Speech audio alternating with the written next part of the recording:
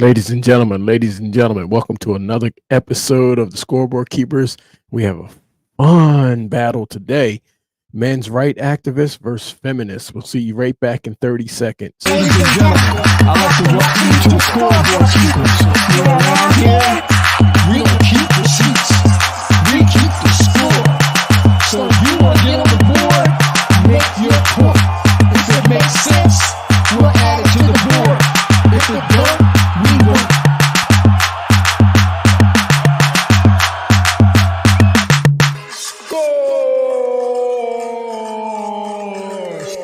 Scoreboard Keepers.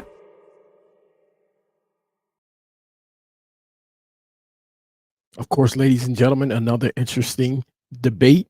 We could not wait to score. Ladies and gentlemen, we're not going to waste any time getting right into this. Make sure you like, share, and subscribe to the channel and leave your comments below. We're going to get this thing started and we're going to score it. As you see, the home team is the men activists, the men's right activists, and the guests are the feminists. Let's go. Okay, let me tell you my experience then. I have seen that many times. I've seen men laugh at each other for like, oh, my girlfriend hit me. You should have been a man. You should have thugged it out. But do you understand that maybe the guys you hang out with are the guys that they're so-called toxic? Because the masculine men that I'm talking about would never do that. My name's John. It's been 5 years since I directed an episode on this exact same topic, and it has only grown more relevant. So let's jump into our discussion between feminists and men's rights activists. Men Let's go. already Let's have go. all their rights. If you agree, step forward. Let's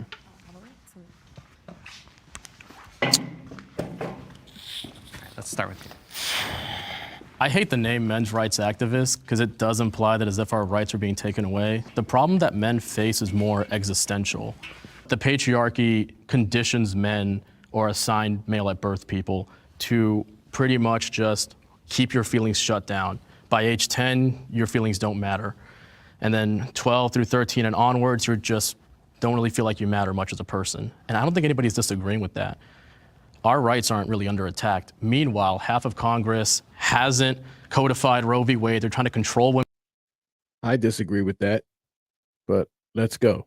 women's bodies, and it's just ridiculous. Like, our rights aren't under attack, but a lot of women's rights are, and I think it's important that we fight for that. Right.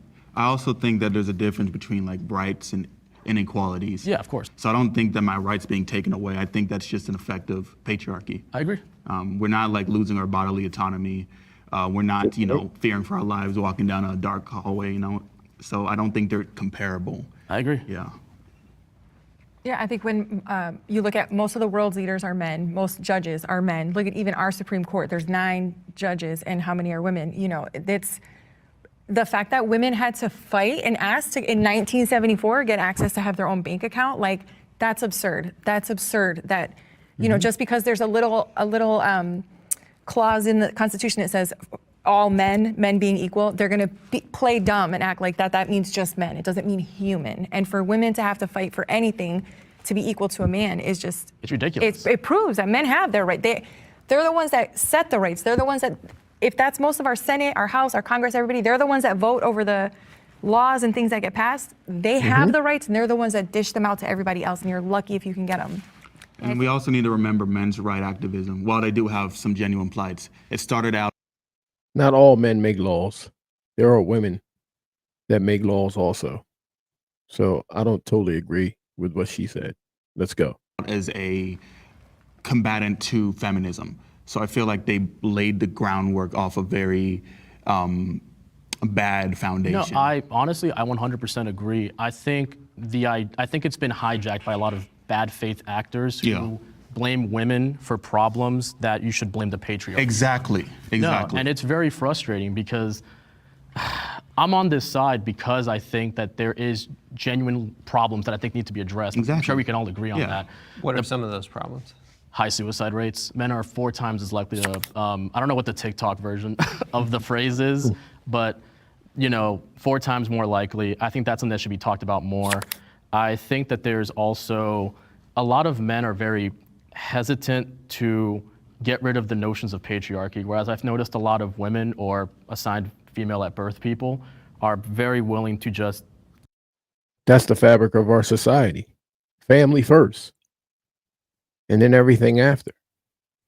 Throw away any notions of femininity. I think a lot of men have a lot of emotional baggage from the patriarchy that they redirect at women, and it's not fair to them. Right. And it's also hurting us. Right. And the problem is for some men, all they have is their notion of masculinity to the point that they can't.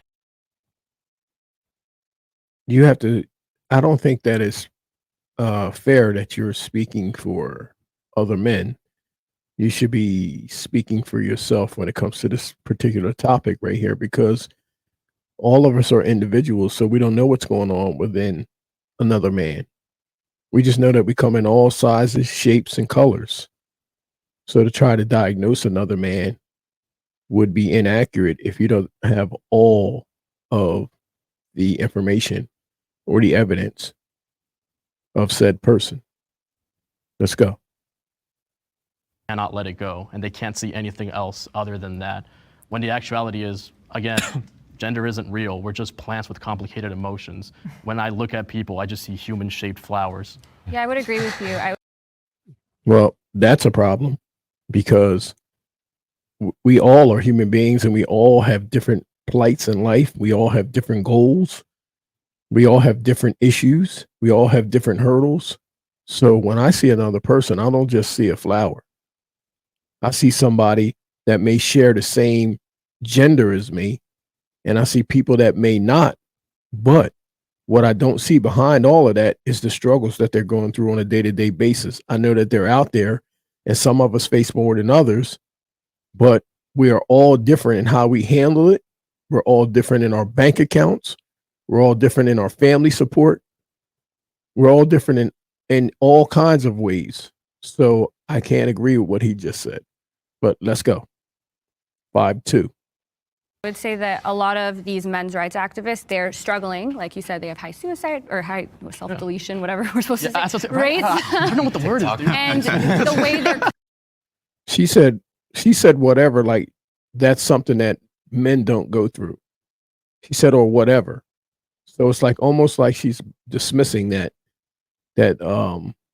that.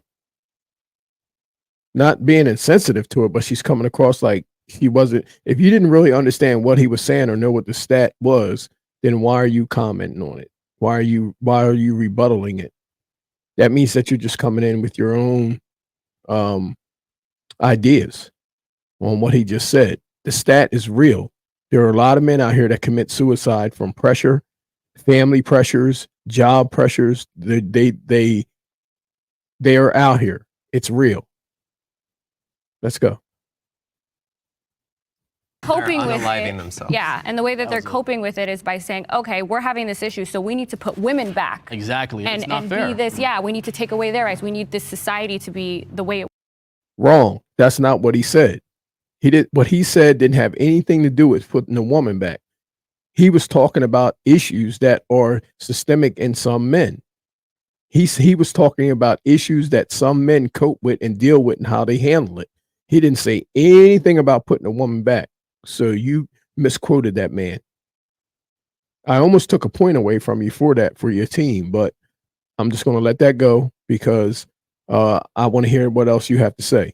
But he didn't just say anything about putting a woman back. You created that narrative. was, where like all the rights that were afforded to people, it was men. Men are the first people to get rights, and then other people have to, especially white men, and then everyone else has to catch up to them. And because they're struggling, they go, oh, let's turn the clock back. Number one, that's impossible. You're not going to turn the clock back. And number two, I don't think that's actually going to help the issue. It's not going to help the issue. He'll handle it. On the suicide thing, I do think it's important to have a little bit of nuance that women actually attempt suicide that's far true. more often. The That is reason true, why men are yes. more successful as it is because they're more likely to own a firearm and use it. Yes. But in terms of like men fighting for rights, I think that like movements that attempt to fight for rights for particular groups, that sort of description should be exclusive to genuine social justice movements. You know, there may be disparities in ways in which the patriarchy does disadvantage men, but I think that you can't co-opt the language of it being a social justice, a rights-based movement. No, that's the problem is that like I have this thing I say. I feel like saying that like men have feelings is kind of like saying all lives matter, because men only ever bring up their problems directly after women bring up theirs. So it just sounds dismissive. That's not accurate. If a woman brings up a problem, it's because she has problems. If a man brings up a problem, it's because he has problems. So that's not accurate. Anybody that's having a problem, it's emotional. So whatever emotions are coming out are natural. Nobody's picking and choosing a time when to bring out your problems or when to bring out your issues. That's just inaccurate. And that's the problem, is that for a lot of men, I think we feel so uncared for by society. We feel so like just like we don't really matter unless we prove our worth, that anytime any social movement gets any sort of traction, we just immediately just bum rush that. And it really makes me wonder that there are rational men's rights activists, seeing as yourself, but are these people advocating, the bad actors, for women's rights to be peeled back for them to feel comfortable? I think so, because I think the problem is that a lot of men, again, people who are so rooted in their gender bother me, because it only hurts you. See, you're actually playing Dr. Phil. You're trying to diagnose a man. Any man that's rooted in his gender, it could be based upon where he comes from. It could be based upon his upbringing. It could be based upon a lot of things. A man being rooted in his gender, that's not a negative thing to have. Just because he loves, he could just love being a man. Whatever you consider the definition of that as. No different than a person may love being a doctor. You would have to use that same standard on a person that loves their job and a person that doesn't. You would have to use that same ideology on things like that. What about a woman that loves being a nurse? What about a woman that loves cooking food? What about a woman that loves making quilts? What about a woman that loves shooting guns? What about a woman that loves playing basketball? If you love it, you love it. It's not based upon anything. That's your natural human emotion. So I disagree with that. Let's go. It only hurts other people around you. It's kind of like the idea of like, because the problem is that men are allowed to express anger, but they're not allowed to express sadness. Right. Women are allowed to express sadness, but you cannot express anger. Or else they get called like a bitch. Yeah, exactly. I've never heard one men's rights activist That's a good call. talk about like men, the loneliness epidemic of men not having friends. without It's blaming always women. like women's Exactly. problem. No, I agree. They don't want to date you. They don't Yeah, want to no, it's like hook stupid. up And they with never you. offer any never talk about- solutions. yeah. No solutions. exactly. Okay, so this Exactly. is a great opportunity to bring in our God. disagreeers, but I ask that we listen to what they have to say before we disagree with them. This should be fun. So This should be the fun. perspective that I come from was about 3 years ago, I wanted to know why men didn't want to get married anymore. I kept hearing men say, I don't want to get married. And it kind of took me down the rabbit hole of family court. I started interviewing men that had been what's called divorce raped. And I kept finding guy after guy after guy that lived a couple miles from his kids and could not see them. Wow. It goes back to men should have access to their children. It's 50% their DNA. They should get 50% custody off the bat. And right now, 90% of the time, women get custody. The question was, do men have all of their rights? How can I say that they have all of their rights when I'm finding guy after guy after guy that is devastated he can't talk to his children? I had one guy who the woman got custody and she ended up taking the kid to a different country, and now his kid doesn't speak his same language. He spent $300,000 trying to get that kid back. I want to look at women's stories as to why they don't want to get married. And I could go interview 1,000 women. You're looking for these kinds of men. What she is discussing are individual and yes, tragic cases. No. That's not what she said. It wasn't about the kind of man. It's about the rights. So she immediately, the feminists immediately started attacking the character of the man and not the issue. The issue is about rights, whether it's for men or for women. She immediately went to character and said, you're looking for these kind of men. What kind of men are you talking about? You're assuming that a man that's making $500,000 goes into court versus a man that makes $5. The rights don't apply to both of them equally. One may be able to afford a better attorney, but at the end of the day, if a man's getting put on child support, whether he's making $500,000 or $5, that law is there, and it will be enforced.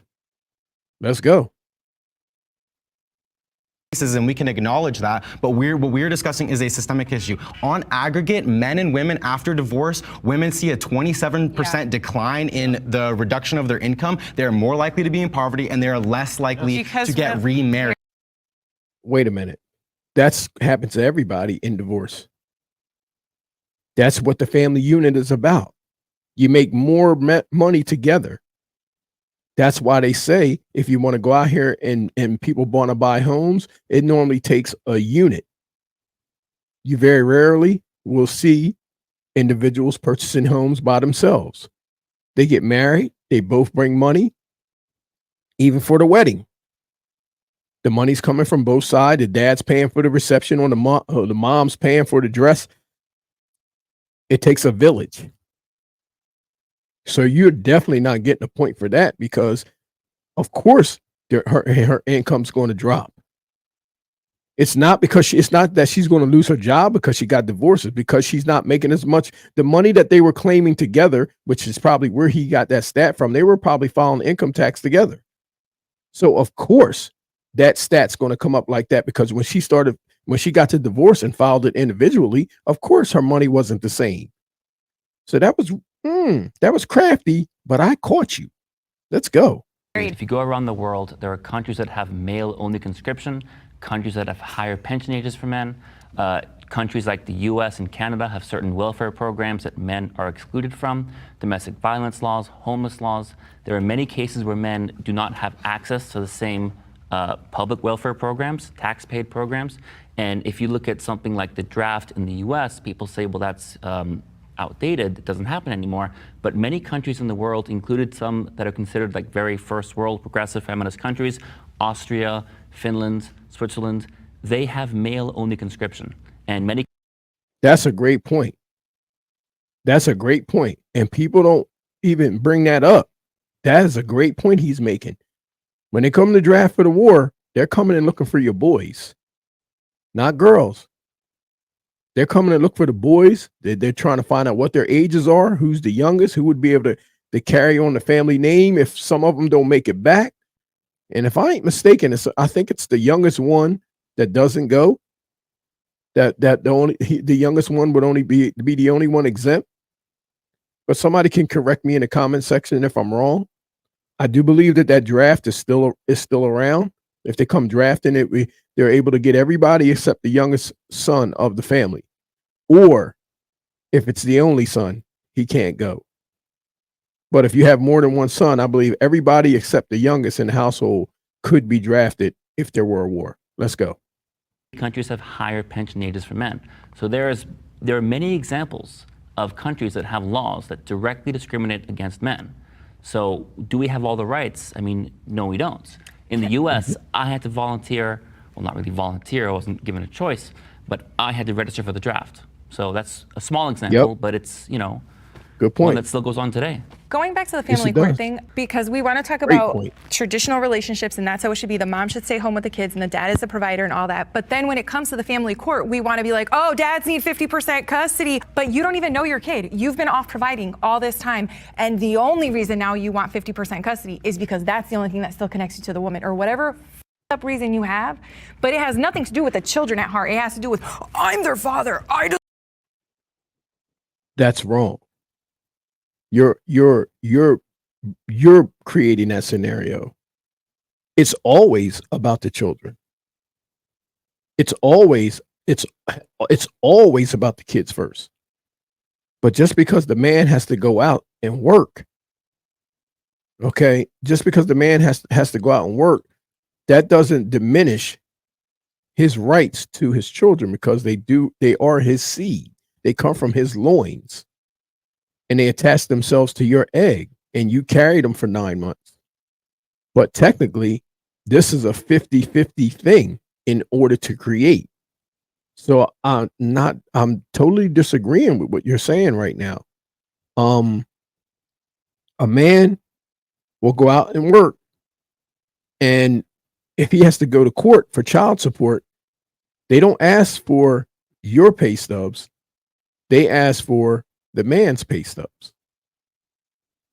They ask for his information because more than likely the courts are going to side with the woman who's going to have custodialship over that child, and she's probably going to be the one awarded the child support.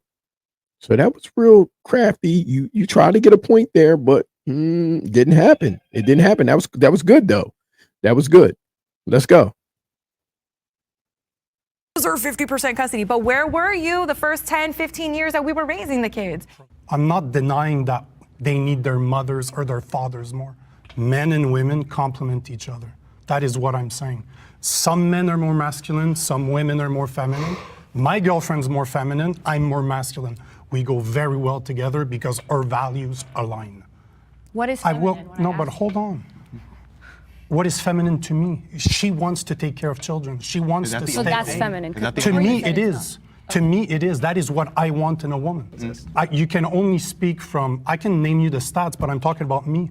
I'm talking as a person. Name the stats. So what about the stats where all the fathers who leave and don't pay child support? Isn't that far more common than these men who are on or the men who do they're get fighting the rights for custody, which they only do 50% less than women do? When men want primary custody, they only file the appropriate paperwork 40% of the time. Women do it over 80% of the time, and then they complain that they're not courts don't give you something that you're not asking for.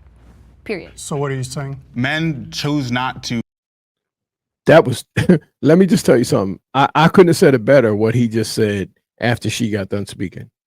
He said, so what are you saying? Because what she did was she was on a drop the mic emotional rant. She's not making points. She's saying what she's doing is she's complaining. What about this? What about that? You got to catch on to this. See, when you really watch the playback and you listen and you dissect, you really can hear it. She said all of that, and she named all the complaints. And once again, she was character chasing. She was chasing his character. And she wanted to demean the man by his character and saying, well, what if he's doing this? What if he's doing that? When he could have easily done the same thing, but all it would have done is turned into a bickering match. But he let her talk, and then he said, so what are you saying? And then slowly but surely, if you look on that screen right now, she's looking over to the right because she really wasn't saying anything that would have made points. Let's go. I'm going to watch her.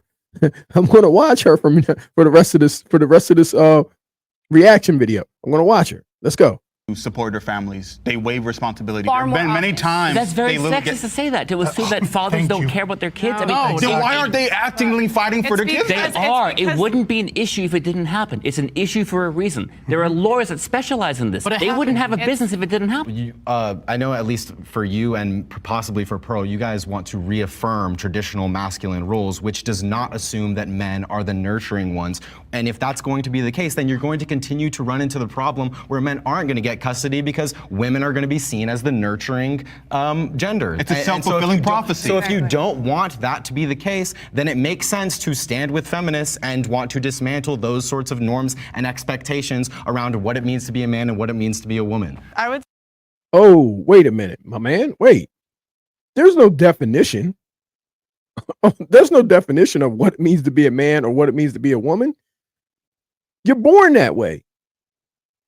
You're born either a male or a female. You're going to grow into a grown man or a grown woman unless you do something to change that. But assuming that a man can't be nurturing is so far off. You're assuming that a man can't be nurturing. A man is nurturing to his mother. Did you forget that? Men can be nurturing to their mothers, especially ones that get up in age. Men can be nurturing to their sisters. You have to be careful what you're saying right now. There's a young man I believe he plays for Michigan State. I want to say he plays for Michigan State. His mother just passed away. God rest her soul. She just passed away. I believe it was from cancer. And I think he has like 4 siblings, young. And he adopted them all. And I think they're girls. I think there may be 3 girls and 1 other boy, or they're all girls. I know that there's more girls than boys, and he adopted them all. That's nurturing. He's able to take care of his siblings, and they're not all of the same gender.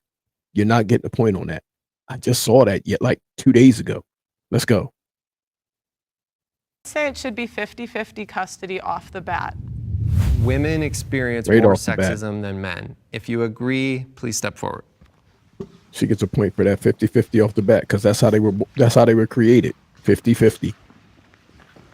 Not 90-10. Now, I don't know about like more, but I'm coming at this from like the point of view of like what's more dangerous. Exactly. Like same. misandry, men's feelings get hurt, but when it comes to Yeah. misogyny and like sexism, Yeah. women get hurt, killed. So when I think of more, I'm not thinking like, oh, they face more sexism. I'm Yeah. like, is the sexism like hurting you?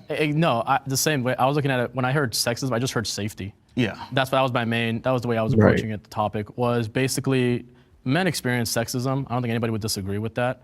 I think the topic was just more sexism, like you said. Just simple things, just as like a man maybe just 10 feet behind you at night. There are certain thoughts that just run into your head. Just simple Right. ideas such as being treated differently in the entertainment industry versus how as a man.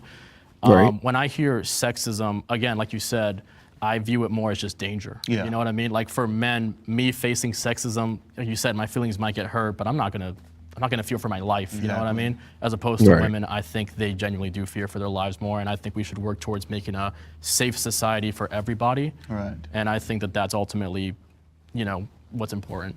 Aside I from agree. safety, any other examples? Yeah, I mean, I think when most people in power are men, and then they can abuse that power by, like, the common joke of, oh, she slept her way to the top. Like, that wouldn't be such a Totally common agree. joke if it weren't for women being sexualized and experiencing sexism. So common that it's just a regular joke that we all just accept and just go with, ah, ha, ha, ha, she slept her way to the top. Like, it's Yep. funny. Like, it's clear that since men have so much power, and not only that, but men are bigger than us. So if they want something from us at any point, they could just take it. They can. And a lot of I times totally they agree. do. And you Totally just agree. have to sit there and take it. Men are each Yeah. other's worst enemy. I feel like a lot of the sexism that men face that really impacts them is from other men. Men make fun of each other for like getting assaulted. Facts. Men make fun of each other for like I'm listening at him, right? And I'm going to tell you, there's something going on with him where he sounds like he may have had a bad experience, maybe some teasing, and he may have been bullied as a kid or something. This is just my opinion, but I can tell by his demeanor that something happened, because he's saying that, it could come from other men or something like that. So he may have been bullied or something, or came up in a bullying environment, or like hanging around like so-called jocks, and the jocks like mistreating him.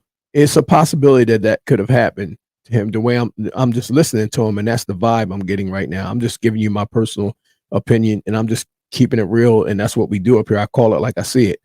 And but that's what it sounds like. So he could be coming from a place of hurt, and it could be a little bit of underlying anger there also, which may be why he's taking a stance. But let's hear what he has to say. not getting the girl. Men, like, these are things that if men really wanted, if these men's right activists really wanted to change this notion, they would be treating their fellow man better. No, I mean, But they're ridiculing them for not being masculine enough. 100%. Sorry. I was going to say, I agree with everything you're saying. Like you said earlier, men shoot themselves in the foot. Yes. And I believe someone said earlier that. Listen, I do agree with what he says, because there's a lot of bullying that goes on. And the peer pressure at certain ages when you're coming up, man, let me tell you something. If you can't like do certain things or whatever, like I can't even imagine the peer pressure that would have been on me if I wasn't able to do the things I was able to do. You know what I mean? Because I never was a part of that, but I saw it.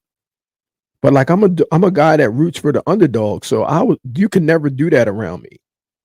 Like you can never do that around me. Like you couldn't bully anybody around me. Like I wasn't going to have that because I was just about the underdog, you know. And I totally understand what he's saying, because bullying and peer pressure, it was something serious when you were coming up, especially in high school.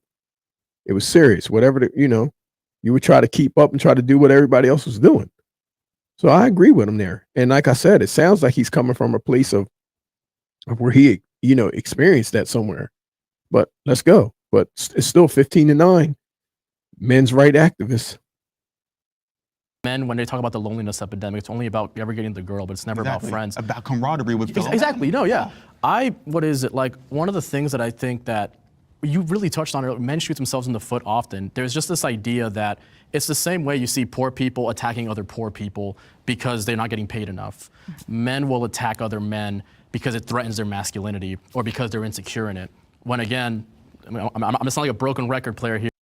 See, I was just about to give him a point, and then he said that he went and psychoanalyzed them again. Now they're insecure. You don't know why they're doing it. You ever heard the term hurt people? Because most bullies that I knew when I was growing up, I found out that they were being beat by their fathers like bad, not disciplined.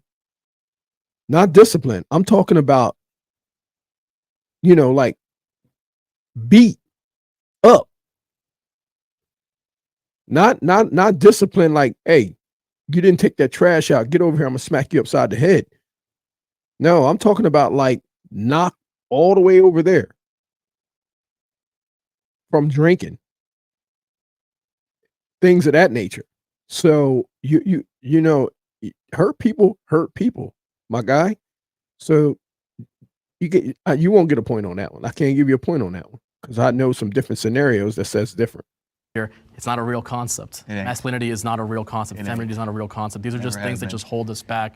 And like you said, it halts us from really truly like feeling heard, getting our feelings out there and like experiencing more empathy. We need to, again, destroy the system, destroy the patriarchy, and come up with a system that has empathy for everybody, because it just doesn't. I think what's important to recognize is that misandry is not a systemic issue. It's not ingrained in us to the extent that there is like rhetorical misandry of like women saying, I hate all men. It's just like individualized, like, yeah, sure, unhelpful things, but it's not an otherization in the same way that misogyny is. No, I think that the world has been largely constructed through the male and man lens and in a way that has otherized women. And so, misogyny is more endemic to gender relations rather than misandry being sort of like individual outbursts of reacting to that system. No, exactly, 100%. I agree. Okay, I agree with that we're also. Gonna bring in our disagreeers, but I do I want to agree say with that also. some of the things that you were saying you hear from men's rights activists. I agree. I've heard that online. I haven't heard that from these people in this discussion yet. I think it's just worth clarifying. Let's bring in. I agree. I agree with him also. That's why we're taking score. Yeah, go for it. That's exactly why we're keeping I would score. disagree that you say misandry is not systemic. Cultural misandry is evident in a lot of the laws that neglect men. Misandry is why homeless men don't have as many shelters. It's why we don't take male victims of domestic violence as seriously. It's why men's health care is underfunded. And there's a psychological phenomenon called the women are wonderful effect, where society and people have less empathy for men in a general sense. Now, there may be some nuance there, as there could be some negative consequences to women, but overall, we see social welfare programs and laws mostly disfavor men. And even if it's a male politician who supports that law, he's still catering to his voters. And the fact that a male politician makes a decision doesn't resurrect the 19-year-old draftee who was killed in battle. So when you say that misandry isn't a thing, I completely disagree. It's almost become fashionable. Misandry is almost a fashionable trait among the left. And I'm not a right-winger, but I almost feel pushed this way because when I try and talk about men's issues, I get some very sharp reactions from the left. So I just want to respond to that just because it he's was good. specifically directed at me. In terms of misandry not being systemic, I agree that those issues exist, but a lot of what you're referring to is just the relationship between men having disadvantages due to like socioeconomic status and comparing that to benevolent misogyny, which does actually otherize women and is a form of dehumanization that they should be specially cared for and specially undertaken. I disagree, because all of that's just a spoke in the wheel. It's still a part of the wheel. There was a study out of the University of Chicago in 2005 that found that when you actually diversify the amount of judges in a court, sex-based discrimination lessens. So the reason why misandry isn't systemic is because we don't live in whatever the opposite of we don't live in a matriarchy, right? So men do things that of course disadvantage other men, but it's not because they're men. They're not being discriminated because it's due to them being like poor or whatever other sort of specific situation. And I just want to add that like the reason there are women-only spaces or women-only shelters is because men are the perpetrators of most of the crime. Now they are also the victims of a lot of the crime, which is why I didn't agree with the prompt, because I think it is. See what I mean? See what I mean? Now she just quickly agreed, Jasmine is her name. She just quickly agreed that men, she noticed that men commit most of the crimes. Let's go. That sexism, like they did touch on it and he did touch on it, that like, oh, men are supposed to never back down from a fight. I even hear things like, oh, if men should have to know how to fight. Men should have to be aggressive. And, so these. She's stereotyping. See, she's going after character. These are stereotypes. Let's find out. Let's ask where she's hearing this from. Where are you hearing it from? Women-only spaces is because most of the crime that's done on women is from men. So it's a safer place for women when there are no men around, especially when women that are homeless or at the bottom ranks of society. Well, I don't disagree that we need a women's-only space. I'm just saying there is a lack of men's space available. So there are homeless men and abused men who don't have spaces available. We are not against women's spaces. We're just saying there is a greater need for men's spaces than. Totally agree with what he just said, because nobody was neglecting women-only spaces. We know that. We know that. We know that there's men out here that are capable of anything. So he wasn't saying that. She's creating these narratives. She's creating these narratives, and they're not small ones, they're big ones. She's creating these her own narratives, and then she's looking off to the right, and then everybody has to go chasing that pebble that she dropped.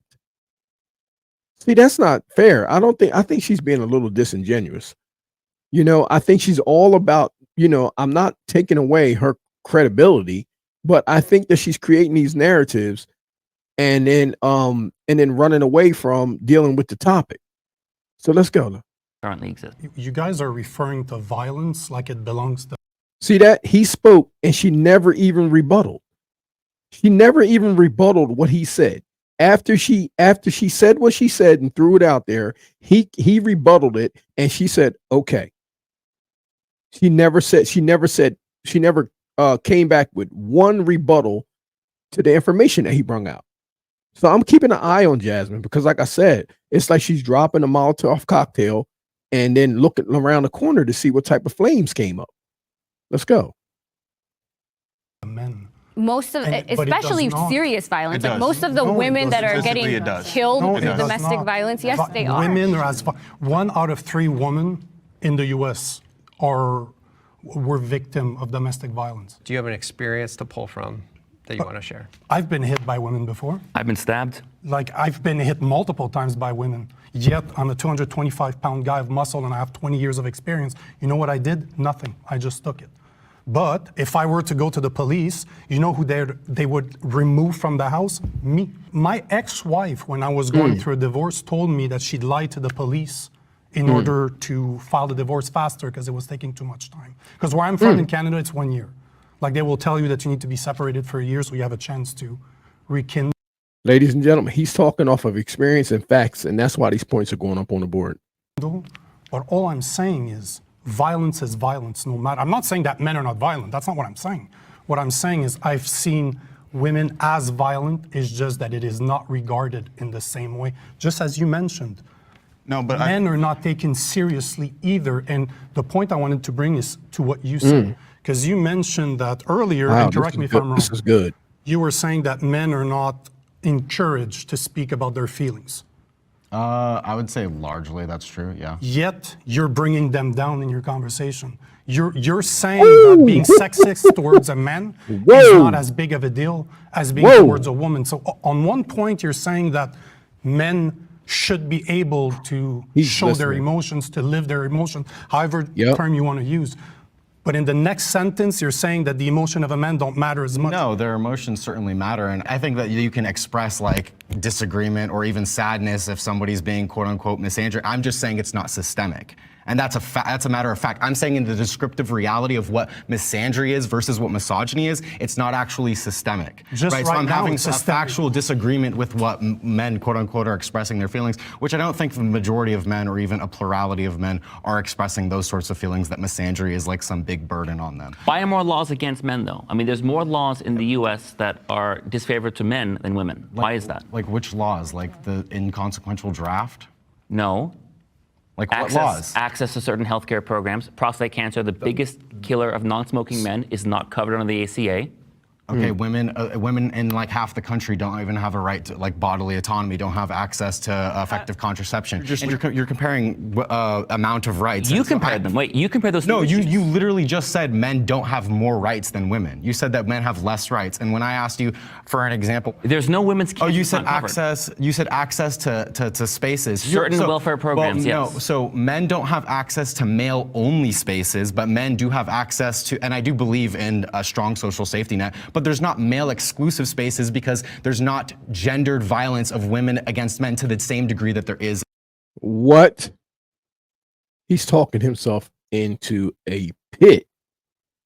Listen at what he's saying, people. That is just not true. false. That is so false. That is so false. That is false. In terms of legitimate safety, in terms of like risk of Yes, injury, yeah. risk One of out death. of 3 will face domestic violence. 1 out of 4 men face the same violence. The point is that we don't report it. What do you mean by same They violence? put the Why facts does it up matter below. if it's the same or not? But are you against male-only spaces existing in the first place? Not necessarily, but I don't great think that it's question. some like widespread systemic issue or that it's the issue that men like necessarily needed. Or I think that if you had co-ed space. Ladies and gentlemen, he's on a hot seat right now. If you ever seen an interrogation, that's what's going on with him right now. He's talking with his hands.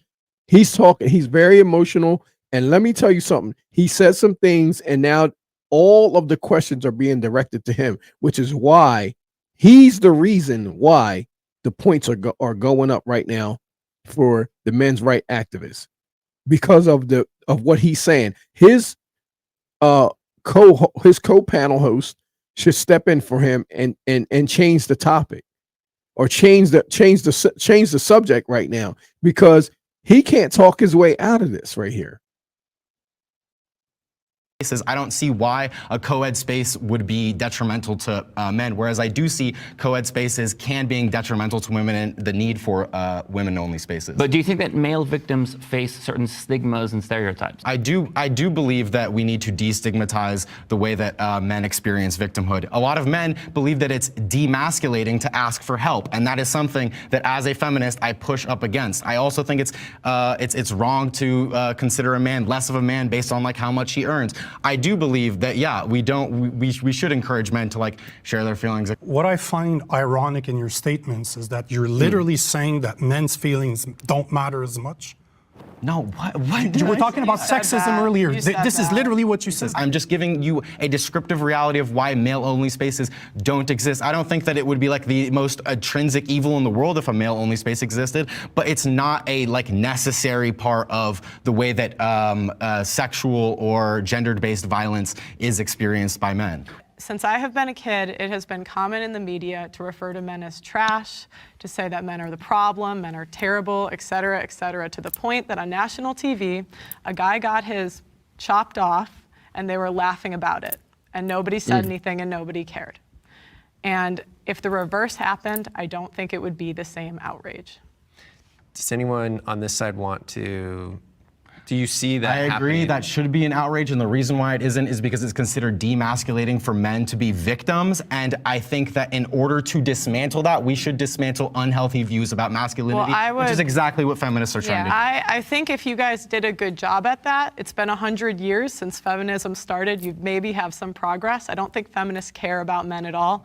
They just want to give women special privileges and treatment. You're basically saying that men should be taken serious and their violence should be taken serious, but you're not understanding that when you talk about women being violent, you're talking about it from a patriarchal standpoint. Who says though? It's because patriarchy weaponizes men to be more violent. Women are seen as not culpable for their violence. It strips them of their agency and infantilizes them for when they do commit violence. And you guys are upholding that system by not joining us. Hang on, feminists support gendered laws on domestic violence. In the UK in 2020, feminists actually protested against the domestic abuse bill because they didn't like the fact that it was gender neutral. The Duluth model in the US, feminists protest the fact that it's gender neutral. So it's feminists who want to perpetuate these gender roles by saying laws should be gendered and recognize gender into the factor. So it's not MRAs who perpetuate it. We want gender neutral laws. Yes, there may be differences in gender. Let that be a case-by-case decision.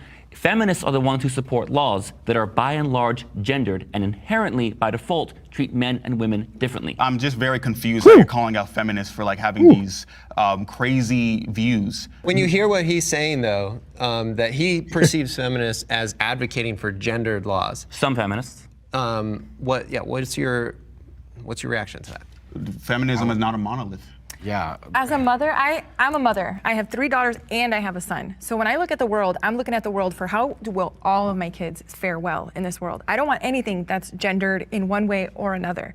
But when we're talking about like this male spaces thing, whenever men enter a space, it becomes their space. They're bigger, they're stronger, they're louder. And a lot of times when women feel uncomfortable, we'll just excuse our way out and it's just naturally become a male-only space. That's why most shelters mostly have men, homeless shelters. Like in Denver where I live, all the homeless shelters are mostly men. That's why there are specific women's shelters, because if a woman goes into that shelter, when the lights go out, who knows what's gonna happen to that one little woman in this shelter with all these men. And speaking of this, all the domestic violence shelter for men, the one guy that did try to start a domestic violence shelter for men, and he was like a big men's rights activist, but in the true sense, wanting men to have what you want, like domestic violence resources for just for them.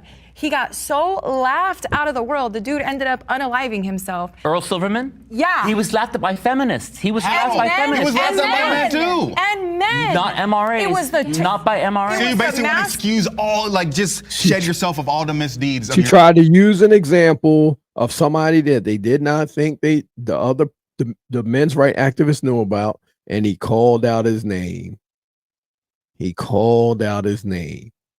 And now look at her face. Because look at her face. She's looking down to the floor and down to the right. And she knows that these guys now know about the information that she was just trying to use. Pictures are worth 1,000 words, people. But let's go. You see the score. It's 28-12. See? This is why we keep score, because if you listen to people and you really listen and you critique it, you can find out who's saying what. Right now, the men's right activists are on fire with the information, and we don't have a dog in the fight. So let's go. Movement. The men's movement did not demonize Earl Silverman. It was not men's. It was not MRAs who demonized Earl Silverman. It was men. It was us. Toxic That's what you're saying. It was feminists, and the same thing with Erin Pizzi, who I've interviewed, by the way. Feminists demonized Erin Pizzi and Earl Silverman, not MRAs. We did not demonize either of those people. But we're not trying to say that we feminists. We're trying to say that the patriarchal viewpoint that men, like laughing at men, oh, look at him trying to get resources. No, you're trying to say that now because you're trying to clean up the issue that she just brung up. You're trying to say that now after they made their points. See, normally here on Scoreboard Keepers, we would take a point away from you like that for doing something like that, because now you just moved the goalposts. That's what we call that. You just moved the goalpost just now. See, you're saying that now, but that's not what she was saying, because she's the one that initially brung up the top. We're taking a point away. She's the one that initially brung it up. And then now you're trying to clean it up, but yet you're moving the goalposts. So you can't speak for her. She's the one that brought this narrative up. They just called her out on it. Let's go. It's a joke. So I do why- not subscribe to that, but that's the patriarchy talking, not Show feminism. me those men, because I'm around men all the time. And I'm from veterans that suffer from PTSD to just regular dudes. I'll tell you, cite those sources you keep talking I about. have never seen personally, because you're asking for personal experience. I've spoken to hundreds, if not thousands, of those men. And I've never seen a guy tell another guy, you shouldn't do this or you shouldn't behave that way. Because you know what? When we're with each other, guys can just be guys. But still, Okay, let me tell you my experience then. I have seen that many times. I've seen men laugh at each other for like, oh, my girlfriend hit me. You should have been a man. You should have same here. thugged it out. Same here. That happens all the time. But do you understand that maybe the guys you hang out with are the guys that they're so-called toxic? Because the masculine men that I'm talking about would never do that. Okay, that's you, and there's me. Personal experiences, right? But we agree that men should not. That was a great dialogue right there. And people, remember what I said a few minutes ago. I told you that the feminist guy on the other side, I feel as though that he's been through something before in his life where he may have been bullied. He just admitted saying, I've seen that before. Well, I've never seen that before either, where a guy is coming around a whole bunch of other guys and just saying, hey, my girlfriend's beating me up. I've never seen that before. And I know for a fact that if he had done that or in a circle that, of men, they probably would have laughed. They probably would have laughed because inside they feel as though that, hey, are you tough? Because you're built a certain way. As men, we're built differently than women. We're able to take that blow. As a man, our bones are built different. We don't have breasts. We don't have certain soft spots. Women or have soft spots. Men are more solid. Okay, men are more solid, and they're just built differently, just like any other thing in this world. Like any other thing in this world. A small rock will crack before a big rock. It's just that simple. That's just laws of physics. Let's go. Not treat each other that way. Oh, yeah. Yeah. Of course. Hey there. I know trying to find a middle ground during a passionate debate can be a bit frustrating, and honestly, it seems Not like really. we're just circling the same points, right? But when No, it comes to the unexpected, 'cause I'm keeping like score. if you've been in a serious accident, there's no debating that you need help. And that's where Morgan & Morgan comes in. No matter who Yeah. you are and what you believe in, America's largest injury law firm is always on their client's side. Morgan & Morgan specializes in a wide Okay. range of personal injury cases and have won Okay, thousands Morgan & of Morgan. big cases. Just Okay. recently, Morgan & Morgan has secured verdicts of $12 million in Florida and $26 million in Philly. Nice, That's nice, up to 40 nice. times the highest insurance offer. I'm telling you, your Nice. case can be worth millions. The best part? It's all Good- free unless you win hey. your case. And working with them is all done from your phone without the need to visit any offices. If you've also been Wow. a victim of a personal injury or any other serious accident, Free consultation? you can visit www.forthepeople.com/jubilee, found in the description below to start your free claim today. Thanks to Morgan & right. Morgan for sponsoring this portion of the episode. Now let's get back to it. Let's go. Women's go. sexual capital gives them an advantage over men. If you agree, please step forward. Whoa.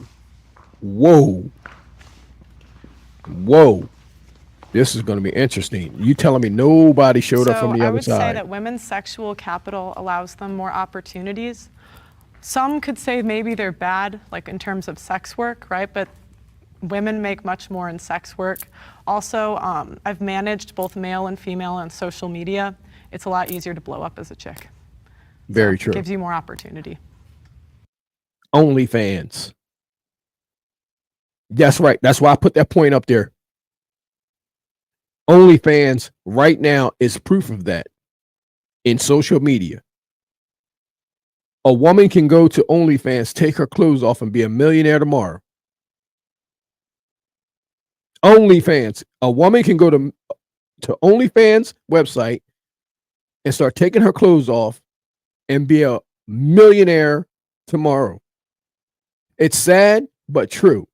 She's speaking from facts. And why do you think it's easier for women to blow up on social media? Because it's looks based. So. Any of you guys? Men love pretty women. It's really that simple. And as you Yeah. said, like Actresses too, sorry. OnlyFans would be the perfect example. That really does not normally work for men, but it works. Look, what did I tell you? What did he just say? What did he just say? I told you. Let's go. For women extremely well. And Medical sales, it's another one.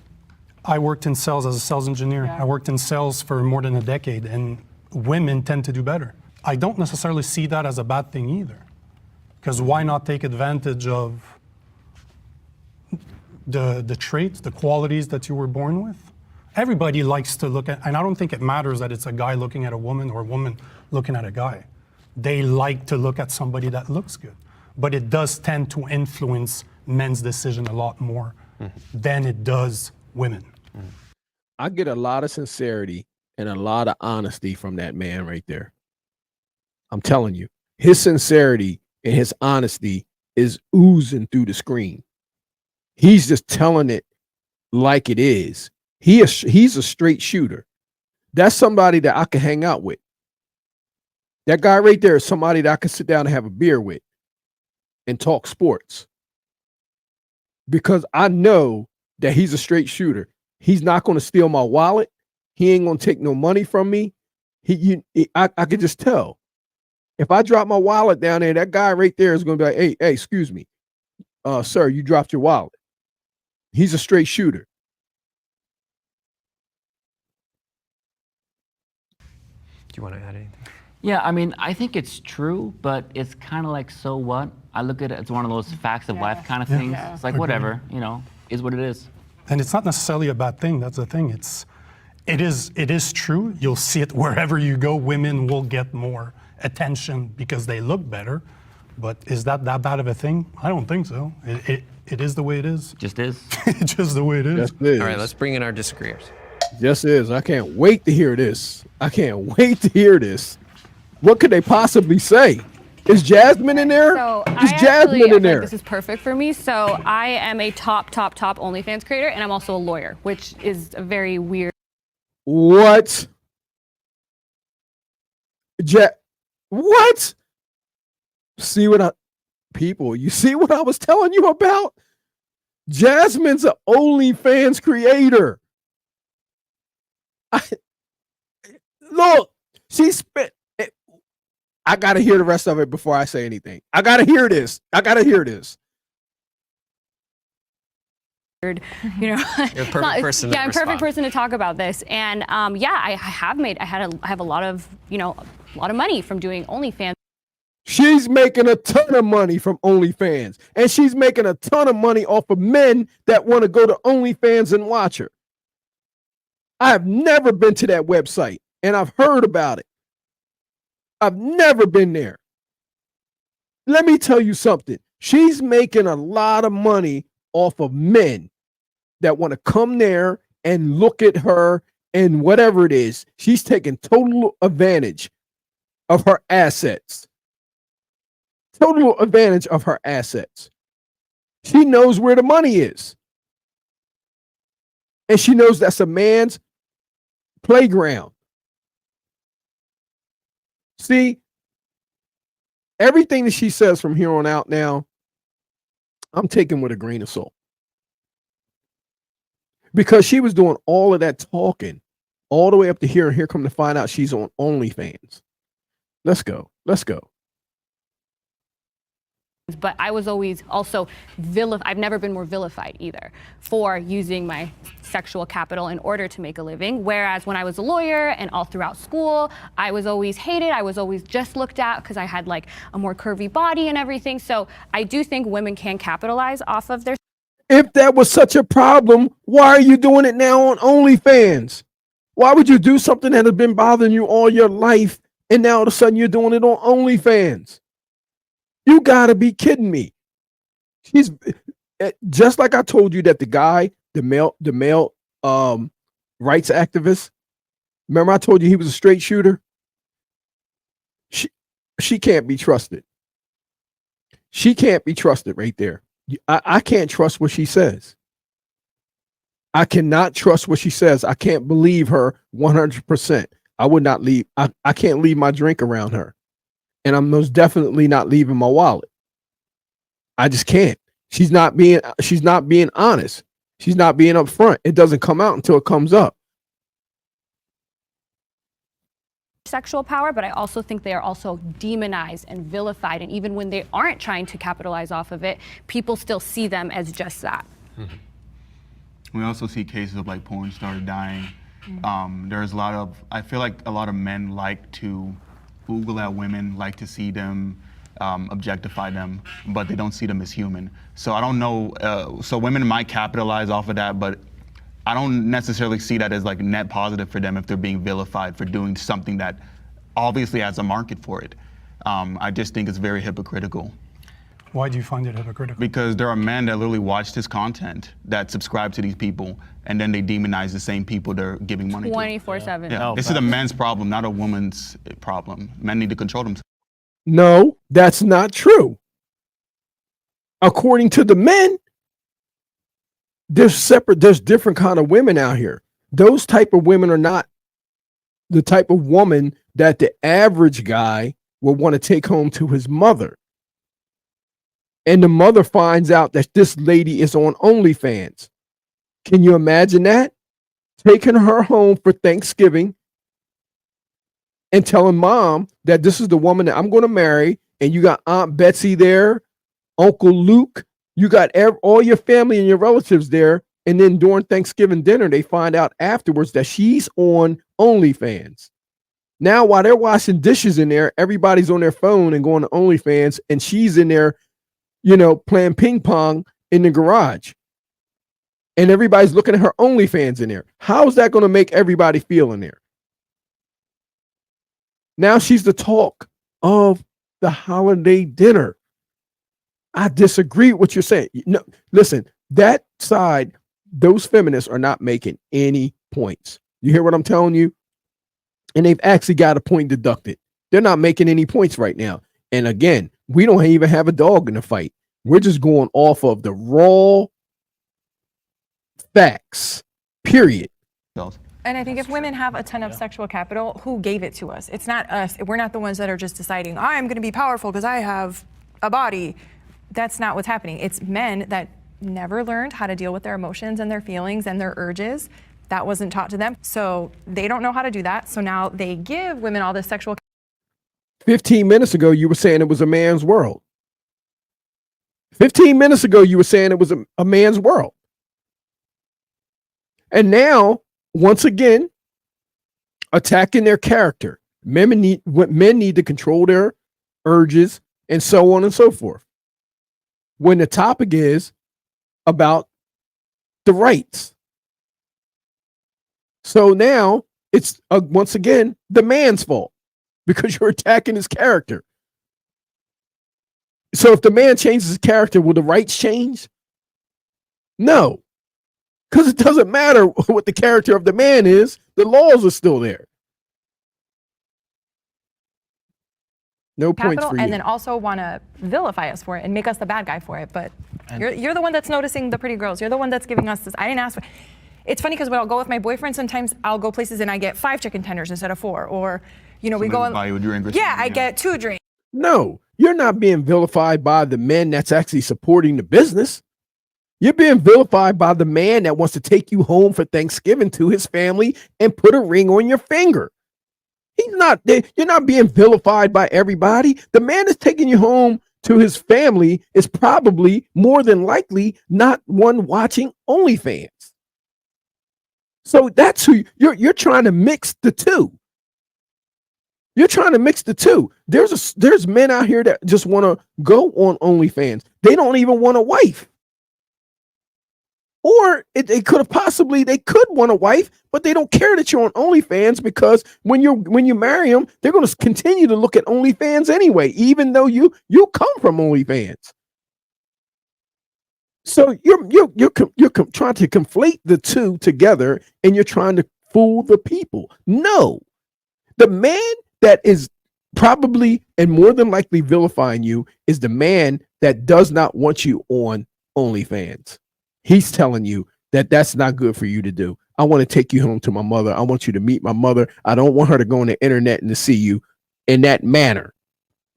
As a matter of fact, all my friends that are coming over here, I don't want them to see you in that manner also, because what you have is supposed to be a secret. Victoria's Secret. Let's go. And I come home and I'm like, look what I got. And he's like, that never happens to me. And I'm like, oh, silly. I'm not asking for it. I guess a follow-up, though, that what they might ask, or that I'm curious about is, do you think there's like a natural, that's just a sort of natural pattern or order to how men and women operate, or do you feel like that's conditioned? I think it's conditioned because it is so refreshing and welcome and amazing when I meet a man who does not treat me that way. They do not treat me like a sexual object. They treat me like a person. They talk to me like a person. They give me what I paid for. I get my item and I leave. And there's no weird like, did I owe him anything? Can I respond to that? In my personal experience, men only talk to women they want to sleep with. Yeah. In my personal experience, women have to be attractive on top of their job. You can't just be a lawyer, you have to be an attractive lawyer. You can't just be a dentist, you have to be an attractive dentist. I think when men talk about sexual capital in women, it's because they literally ignore every other woman in that area. There's like this concept of like men get put in the friend zone, women get put in the fuck zone. So do you think that, some of what I heard is it is what it is. Men are attracted to beautiful women. So there's kind of a natural order argument. This is just the way we behave, whether it's biologically, or do you feel that it's conditioned? I do think it's conditioned. Can I respond to that? I think it's a little both. I do think that is a little bit of the natural order of things, but like for instance, I think a big, like my only really interaction with these man spaces or the manosphere spaces are these like red pill podcasts that I've gone on a million times, like Fresh and Fit, whatever, where they bring on women like me that are making all this, oh, you're on OnlyFans. They bring in all these sex workers and then they tell us we're low value, nobody will ever love us, we're for the streets, and they do all of that. And then my comments get flooded with that. That's conditioned. And then that is conditioned. Can I just say, I think people, as an MRA, Fresh and Fit really sucks. It does, We do not like 100%, them. yeah, We do no. not See that? Jasmine just came out and said, hey, there's somebody out here to come out here and tell you, listen, you're for the streets. Because that man that is interested in you, he does not want you to be displayed over the holidays in front of his family undressed. He has every right to not want to deal with friends that have seen more of you than he has. Can you imagine that? Imagine that scenario. A man that doesn't go on OnlyFans, that has not been with you physically yet, has not been with you yet in any kind of way, yet his friends have saw everything there is to see of you on OnlyFans. So he's not even the first to see you. Let's go. like them. They are trash. They're garbage. They're from South Florida, unfortunately. I don't like Pro them. does. But why do I don't have a OnlyFans problem with them. women go on the whatever podcast? Yeah, that's a good question. It's because the same men, their audience that hates us, they're also making me a shit ton of money. Exactly. Like you're pretty much a prop for them to make more money Exactly. because they'll have you on the podcast and you'll be like the eye candy, but they don't actually care about your opinions. They're just using you as a prop to put down. Yeah. And so that could feed into their audience. People don't very respect true. sex workers because it's easy to take your clothes off. That's why they don't respect them. It's also easy to open your mouth People and talk. people respect things that are hard. And That's coming from sex a work, woman. OnlyFans, that's not hard. And why is it that people still respect like Leonardo DiCaprio sleeping with small? It's really easy for him to do that. Nobody bats an For eye. him though. sleeping with who? With Younger women. when extremely rich and wealthy, I successful don't think that's men. common. Wait, I when think more extremely men would rich, do it. successful, healthy. Because it's a double standard. If a woman sleeps with too many men, we all know that she's considered a tramp. If a man is sleeping with many women, he's considered the king of the hill. It's the double standard of this society. Let's just call it for what it is. It's not right, but it's true. And that's what you have to face. It's not right, but it is true. Because this is the whole point, going back to the original topics in this debate about the family unit and why it's so important for people to be together so you don't have everybody sleeping around and running around and cheating and doing all these type of things. This is an interesting topic because, see, what women don't know, some women don't know, is that when a man loves you, you could be in the middle of Times Square. He doesn't see anybody else but you at the end of the day. And that's the truth. He won't see anybody else but you. You may not know that and understand that, but let me tell you something. He does. He does. But it's nothing like what she's talking about, because like if you just with a man because he's seen you with all your clothes off, so what? There's nothing special there. There's nothing emotional and there's nothing special about it. Let's go. And good-looking men sleep with a lot of women, even though it's easy for them to do so. They're not looked down on the same way that, like, for example, a sex worker may be using her body. It's also important to note that, like, this whole idea of like sex workers and OnlyFans girls like making a ton of money is extremely new. Who owns like 99% of the actual porn industry in the production studios? It's men. Men historically and even today still are the ultimate benefactors of women's sexuality. And men only started getting upset about porn and all this stuff when women started making their own money on OnlyFans. Men did not complain about porn before the proliferation of OnlyFans. These podcasts did not exist back then. Pearl, what do you think? That's not true. That's not Was true. it difficult for Leonardo DiCaprio to become rich and successful? Is that a difficult thing to do? In his case, maybe, but for a lot of men, not necessarily. To be a world-renowned. Do you think it? Could you just answer yes or no? Is that Please. hard? Yeah, exactly. All she did was ask you a yes or no question, not necessarily. See, this is what I'm saying. They're trying to conflate so many different things in there to confuse the people. He won't stand on his business. He will not stand on his business. He keeps dancing around the topic, and all she did was ask you a straight up question. And I like it because here we got another straight shooter. We got another straight shooter that said, hey, listen, it's not hard to take your clothes off. That's an easy job. Okay, Jasmine, it's an easy job, and you did it. Let's go. That's a vague ass question. But Pearl, what do you think? What do you think? I think it's hard to do, and that's why people respect it. Do you think being a sex worker is easy to do, so people don't respect it? But lots of people do easy things. They start YouTube channels spewing nonsense. Most That's really easy to do. also don't make a lot of money. Yeah, for the record, most OnlyFans girls do not make a lot of money. And they're not respected either. Are men who were born into wealth and naturally good looking, when they sleep with a lot of women, are they demonized for that and called sluts?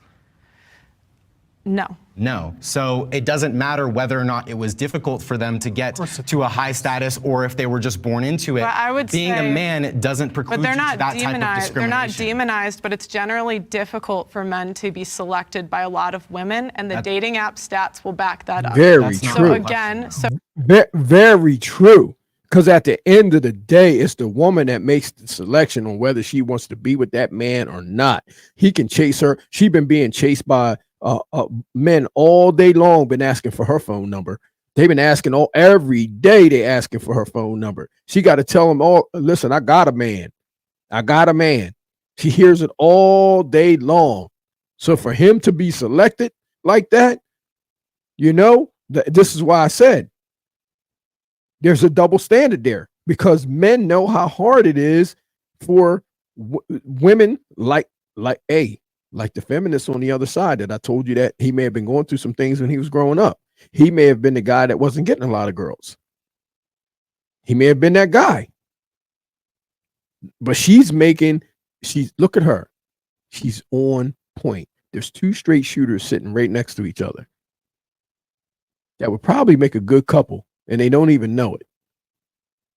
The two straight shooters sitting right there would probably make a good couple and don't even know it. But let's go. So again, I know you're asking about demonization, but the original question was, why does Leonardo DiCaprio celebrate it? It's because it is hard. Being Yep. a sex worker is easy. Easy. You just Yep. so you just said he's celebrated because it's hard, but you just admitted People earlier. Wait, celebrate you hard just things. also admitted earlier that that a guy who is successful and born into wealth and born into a naturally good-looking body is also celebrated for sleeping a lot That's of women. not really so that. It's that's not, so it's not well, actually contingent on whether or not it's hard. I'll is make a it? caveat. I would say even men still need to learn to be attractive to women, even if they're born into wealth and naturally good looking. Women also it's need to still, learn it's how still, to be it's attracted to still, men. that's That is fine. socialized- That's Are you calling fine. us just dumb horn dogs or something? But some of the top OnlyFans creators aren't attractive at all. Can I ask Pearl a So question? it's pretty. That's subjective. Clearly not. I think Trisha. we got a question. She is making some You points. say being a sex worker is easy, but look at I know you love statistics. How come most OnlyFans women don't earn a living off Because of that? they How come don't. make a lot of Because money? they don't care about money. They like attention. And that was the big thing when I that's coming interviewed a from a bunch woman. off of interviewing a bunch of OnlyFans models, and they'll tell you that. A lot of them do. They say, I just enjoy taking off my clothes on camera. Well, let's hear from somebody who has experience. Do you want to respond? Wait. That's absolutely not true. I mean, just to use my anecdotal experience, I didn't even have social media before I started OnlyFans. I didn't have an Instagram. I do not care about attention. I just wanted to make a lot of money, which is why people do OnlyFans. Why would they want to get attention? A lot of it's negative, too. A lot of people hate you. A lot of people think no one's going to marry you, blah, blah, blah. I don't believe those things, but I'm also able to advocate for, I'm a lawyer, so I'm more gifted in being able to combat that rhetoric. These girls are not. And a lot of these Wait a minute. If you're a lawyer, how is it that could it just be about money? You're making good money now in your profession. Being a lawyer, you make good money. But you just want more money. And social media is attention. That's why businesses use it, for the attention. They're trying to attract customers. I cannot trust you, Jasmine. I cannot trust you. Oh, no. You are slick with it. Listen, social media is for attention in general. That's why it's around. Let's go. girls that are going into this, I'm the exception. They don't have other options. They're not super educated. They don't have other avenues to try to make a living. And then a lot of them, when they do go in this, when you say it's easy, it's not easy to make a ton of money on OnlyFans. I had to do a ton of marketing. She didn't say it was easy to make a lot of money. She said it was easy to take your clothes off. You're misquoting her again. Jasmine, you have been responsible for your team losing 2 points today. You just misquoted that woman because that's not what she said. She explicitly said that it is easy. She said it was harder for somebody like Leonardo DiCaprio to sleep with a lot of women because most of the times women choose the man that she wants to sleep with. If a man does that, if he just go and does what he do, that's considered great. But she said that it is absolutely easy to take your clothes off on OnlyFans. That's why she said it's not a hard job to do. You misquoted her. And you're responsible, Jasmine, for your team losing 2 points today. Let's go. Had no social media following ahead of it. You could say, okay, well, you look a certain way or whatever, but a lot of the women that enter this, if it was so easy, they wouldn't be not making money. Well, I would disagree that there's no other option. You guys can get jobs just like the men. And number two, I look at what people say versus what they do. You might say that you didn't care about attention, but I look at the way you behave and dress, and it would indicate otherwise. What counts as a real job to you, Pearl? Then you're more scantily clad. Okay. So why? What are you looking for? Attention? Ooh.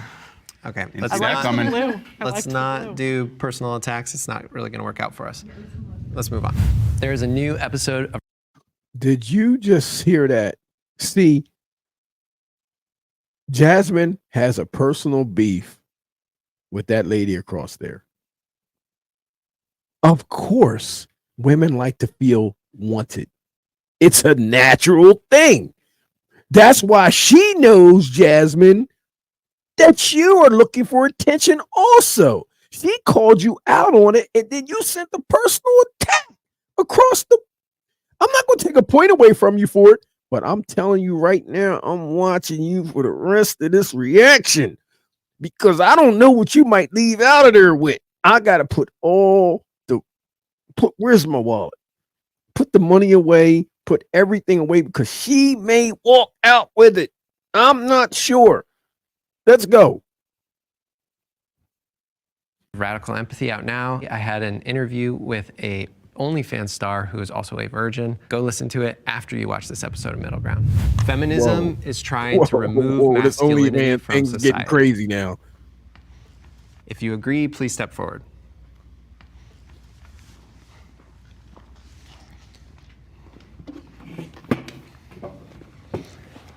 All right, Aiko, start us off.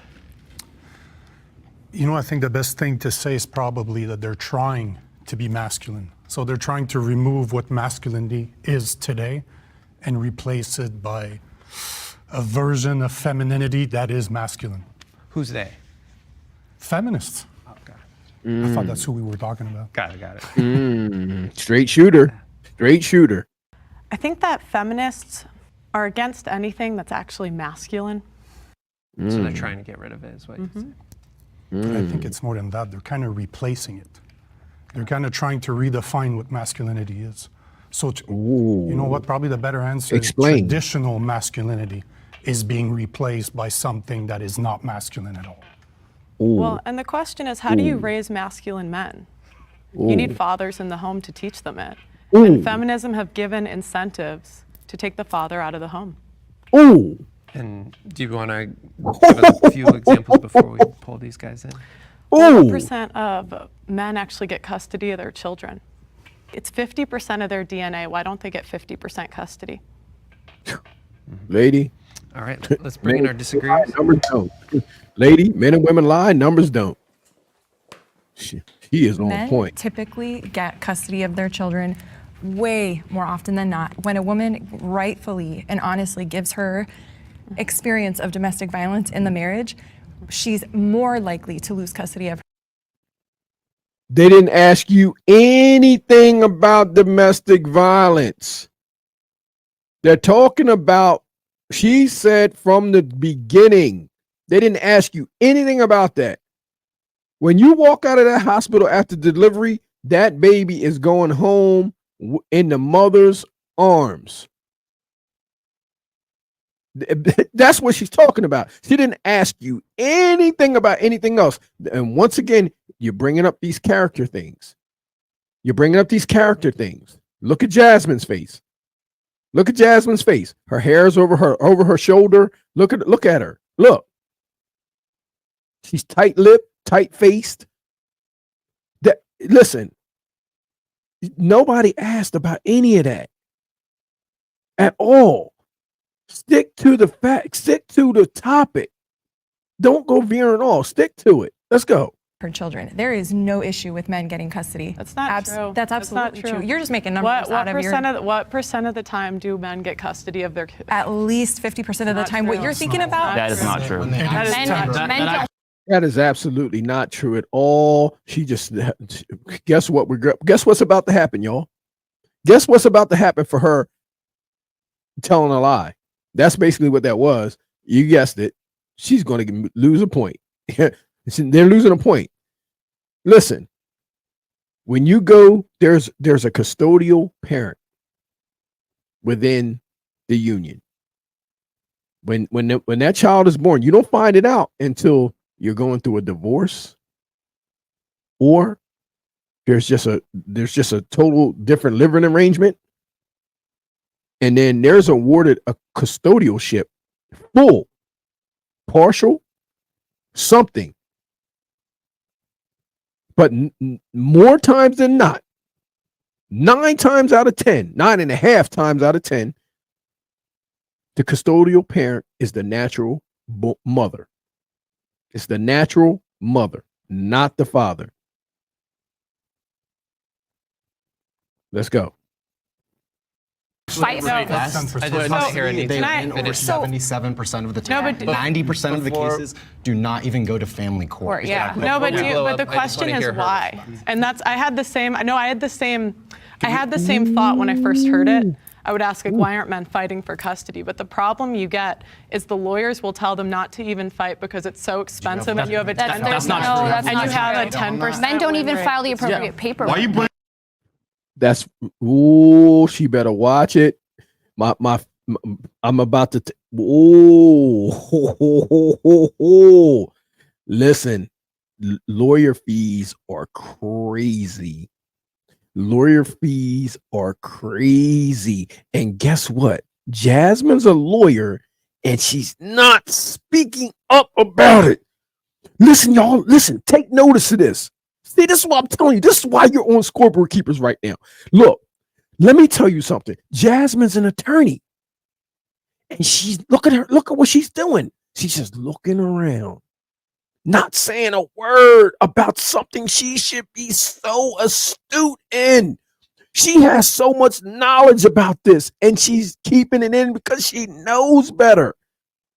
She probably made so much money off of these type of cases, it don't even make sense. They're oblivious to this topic. They're oblivious to it. You got to look at her. I'm going to push play, and I'm telling y'all. Remember what I said? You got to watch Jasmine. I'm telling you, put everything away. Put everything away. Turn the cameras on too, okay? Because we're watching her right now. We're gonna make sure she's not leaving out of the house with extra plates and stuff. Like, keep an eye on her, everybody.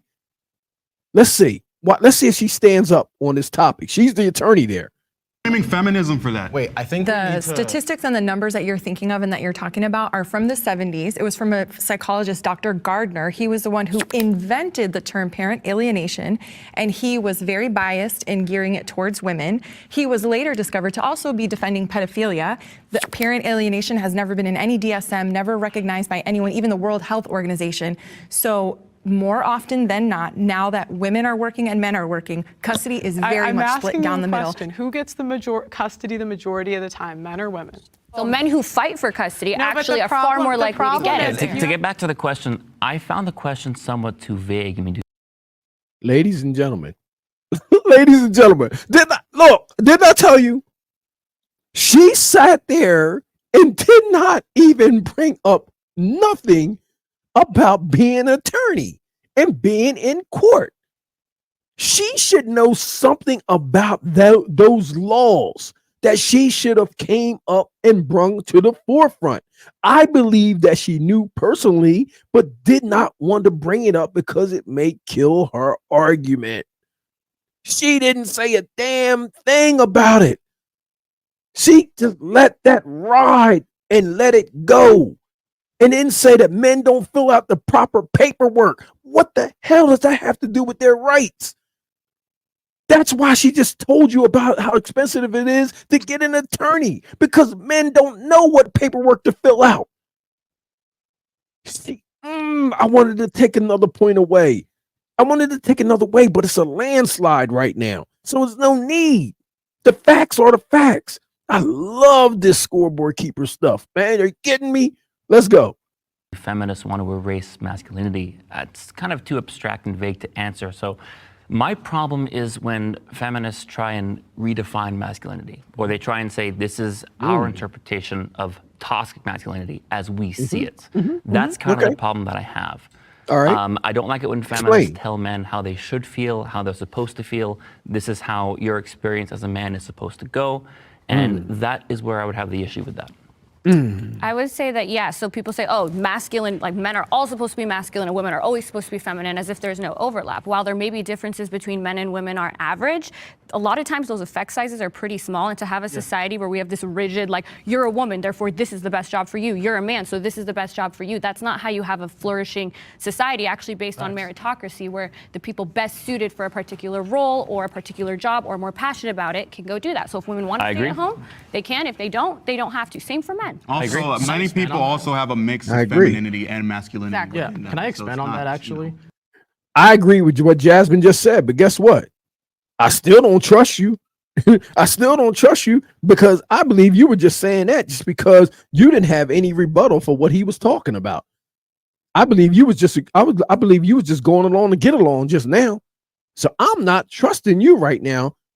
Now I know you got your hair over your shoulder, you have your long skirt on, but we know, Jasmine, we know. I'm not buying that. Okay, let's go. Go ahead. In my experience, I feel like when it comes to redefining masculinity, that's not even a real concept. We need to abolish gender as a whole, because the ideas that's pretty much raising the whole masculine, that's not even a real concept. Feminine is not a real concept. These are just things that were designed long ago by people You who want aren't to here. abolish gender? Yeah, it's not real. It's not. Hold on. What? Ariel, what? What do you mean? I'm not going to rush the judgment right now. I need to hear more on this, and I need to hear where the straight shooter's going to come from. But the way they looking at her right now is like they were all blown away. They like, what? That's what they like. What? Well, let's see what she has to say, because I'm not going to make a comment on this right now, but I have my theories. Not real. It's a human construct. If the complaint is that feminists, which aren't synonymous with women, obviously we have two male feminists right here. If the complaint is that feminists want to reconstruct a new idea of masculinity that is actually healthy, that allows men to realize when they are victims, when they are going through things like depression or suicidal or alienation or any matter for that fact, we have to recognize that that is going to be to the benefit of men, right? Yeah. So, But I don't know anybody, especially me, I'm as masculine as they come, I would never say that that's wrong. What you just said is absolutely right.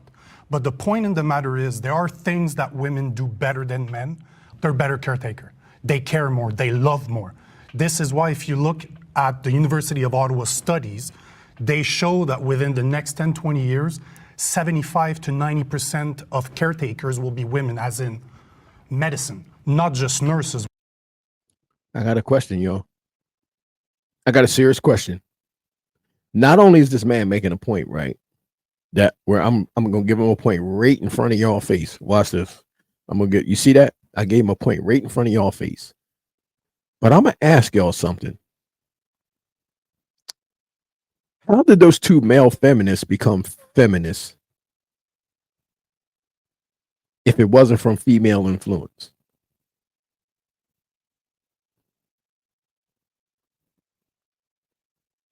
Did y'all catch that? Let me run it back. How did those two male feminists become feminists if it wasn't from the influence of a female? What's the chances that they learn to be a feminist from a male that was masculine? Too much of anything is a bad habit. I heard that before.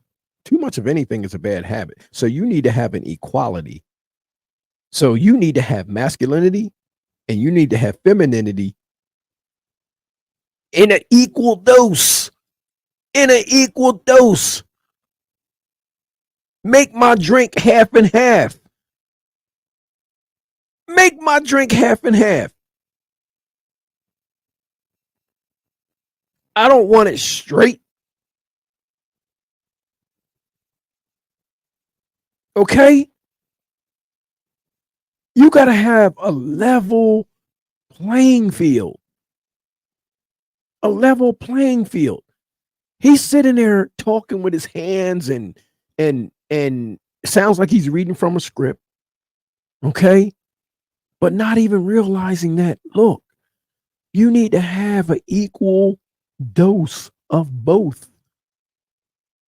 You wouldn't even know what femininity was. You wouldn't be a feminist if it wasn't for some type of female you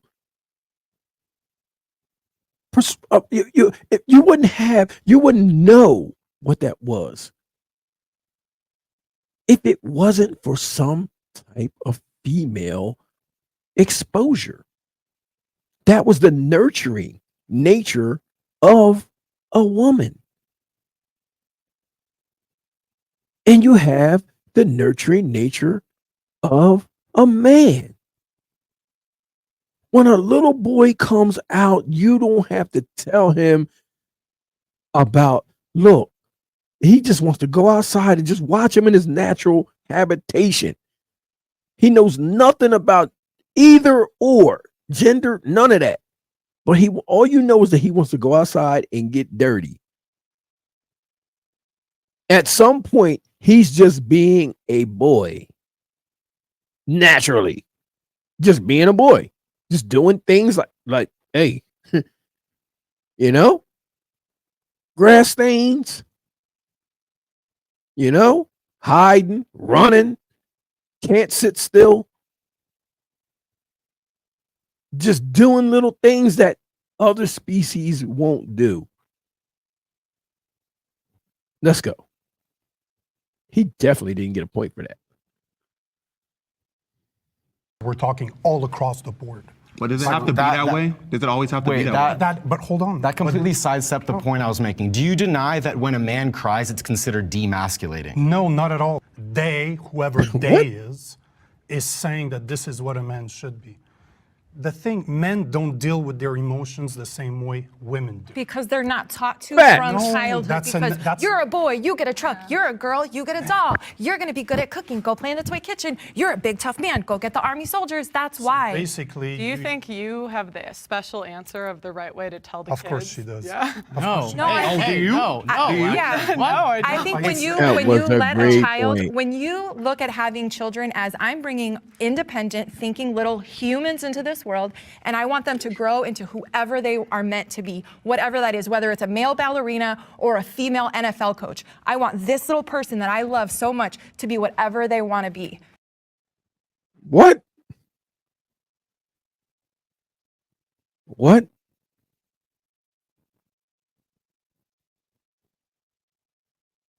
All right, straight shooter. I see you looking down. You're disappointed. Well, let me say it for you. Let me say it for you. Mom, you should know, and I want everybody to listen carefully because I'm going to call it like I see it.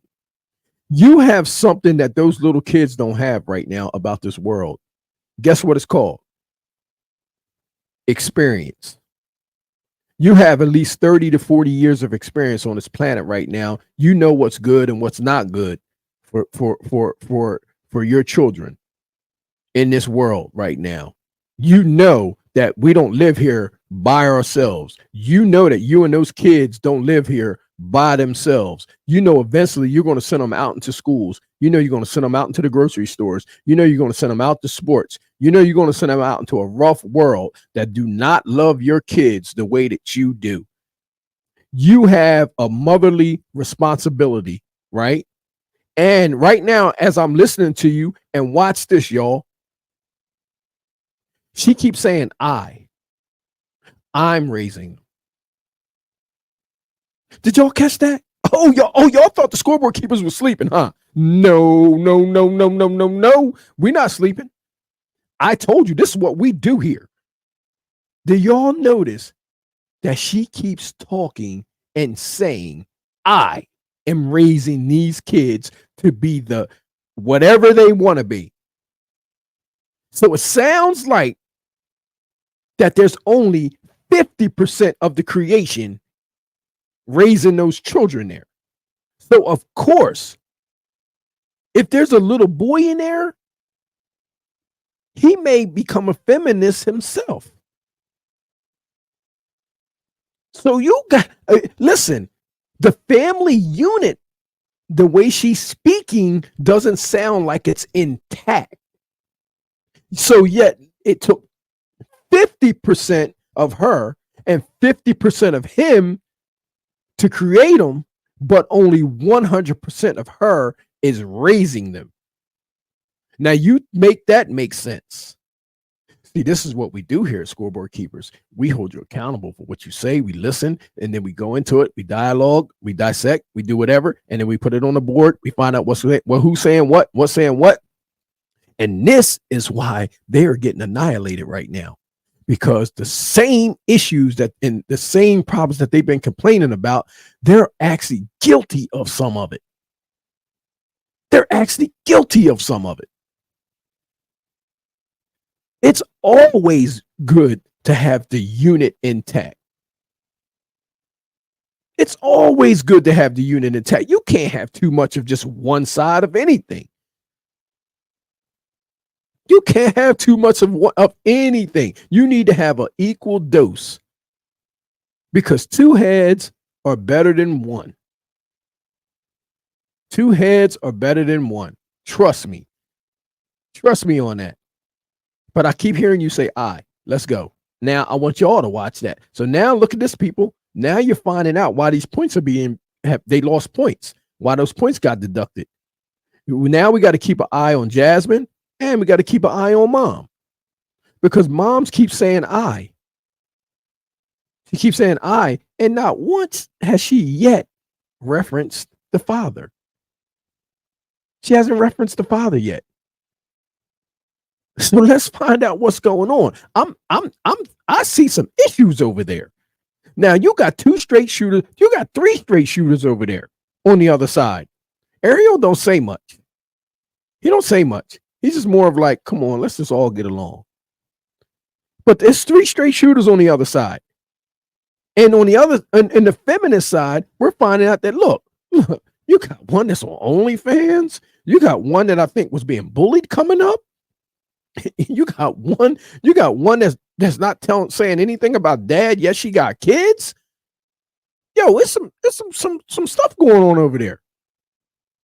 Let's go. But no one's arguing with that. Okay, so here's what I think. I agree that people should not be locked into a role either way. I think that if you took 10 million men and 10 million women and you tracked them over 10 years, you might see certain trends emerge. Now, it doesn't mean you have to be this or you have to be that. People should be free to be whatever they want. But I do think that you would see certain trends emerge. Now, Like, what might some of those be? Well, you might see, on average, boys are more likely to play with GI. It might be a guy. It might be somebody that like to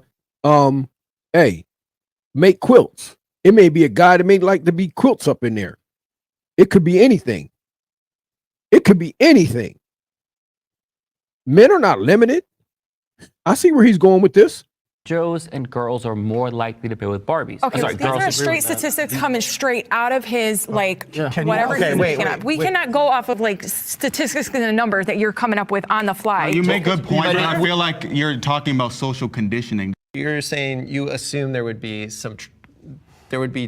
trends if.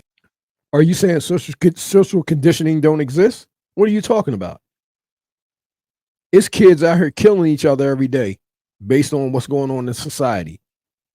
And then they dying at 17, 18 years old, and then here comes another one that was 10, 11 years old that was watching that one. You're absolutely right. Social conditioning plays a role. Are you kidding me? It's no different than the peer pressure that I'm suspecting that you went through. Yeah. That bullying that you may have went through that I'm suspecting right now. Let's go.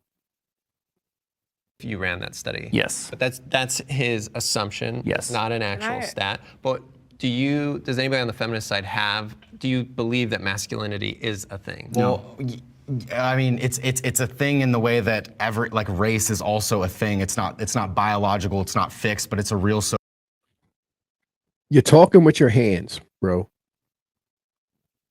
It's not a thing. It's you. Your masculinity. Your masculinity. You got it. I see an Adam's apple from here. I see broad shoulders. I hear a deep voice. Your masculinity? What are you talking about? Your walking masculinity. I see short hair. Come on, man. Stop it. Social construct that does have real impacts on people's everyday lives. And I understand what you're saying, that there are going to be deviations and differences, and the test is whether or not those deviations are socially constructed, environmental, or by. The Barry White voice is a sure giveaway. Okay? The Barry White voice is a sure giveaway. So it's not like we don't know what femininity and masculinity is. You can see it with the natural eye. Biologically based, but I think that we have no clue to the extent the way that things are truly socially constructed. For millennia, women have been barred out of like educational purpose, but now women are actually out graduating men. They're actually earning better grades than men in many instances. You have nothing of a point to say. I would agree. I think it's a mixture of biology and conditioning. So it's interesting to imagine 100 years from now, how will it play out? But I do think it's a mixture of both, so I do agree with that. That's nature versus nurture. We've known that. We've understood that. That's nothing like mind-blowing and new. You said you were the most masculine person here. Can you define what masculinity is? Exactly. I would like to hear that. 5 things. A man's a provider. He needs to be a protector. Of course. He needs to have faith. He needs to have courage. Well, you got it. So if they don't do that, they're not masculine by your definition. Yeah, why is faith masculine? You have to believe. Okay, to answer your question, I'll ask you a question. How do you build self-confidence? You don't need faith to do that. You don't need faith to do that. No, you don't. Oh, hold on. You're assuming that faith, I'm talking about God. Don't assume what I'm assuming. No, but faith in yourself. Pure self-belief starts with believing in yourself. That's faith. Because at the beginning, you won't believe. Why is that masculine, though? Anybody could have. What are you talking about? What are you talking about, Ariel? Yes, it is. Because guess what? On the other side, you have a feminist over there that was talking about he had problems. What are you talking about? That believed in himself. You have a feminist on the other side that just asked that question that doesn't seem that much that confident in himself and that secure within himself. And does he really believe in himself? Because as I said, I'm suspecting that he was being bullied when he was coming up. He's dealt with some things when he was coming up. So yes, I totally understand what the straight shooter is talking about. Before you can do anything, you must believe in yourself. That means that anything that comes from outside, these things that they're talking about wouldn't even bother you. These type of things right now that they're talking about, these type of issues wouldn't even bother you because you're secure and you're confident in who you are no matter what's going on around you. Which is why the feminists on the other side experience some of the other things, saying, oh, my friend, I seen one of my friends come over and say, my girlfriend was hitting me. He said, man up, or whatever he told him to do, whatever advice he gave him. So yes, this is his definition of masculinity and what it means to be a man for him, because he has to have those things to give him the confidence and the wherewithal to be able to take care of what he considers to be a family unit. So I understand, and I can't wait to hear what's next coming from Ariel. That. Do you think that there's masculinity? No, it's not a real concept. Femininity is not a real concept. Aren't you a men's rights activist? I'm a men's rights activist, but that's just the other same side that's the same side, what's it called? Same side of feminism. I believe in destroying the patriarchy. I believe in destroying the ideas of gender. Guess what, Ariel? I just found out you may be a mole. I believe that you're on the wrong, you're confused. You're on one side, but talking about things on the other. Did y'all catch that? Ariel is confused. Now I know what that look was that he had of when I said Ariel looks like he's just like, hey, let's just go along to get along. No, Ariel's learning right now. He's being a sponge because he's not sure. He's not sure. And look at the mom. Look at her face. She's like, oh. Look at her face.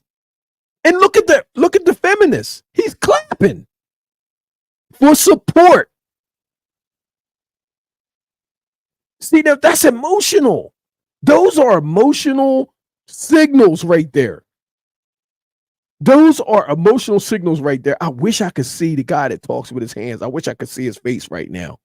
Those are emotional. Look, people, pictures are worth 1,000 words. They're worth 1,000 words. Look. I told you. Look at that. Let's go.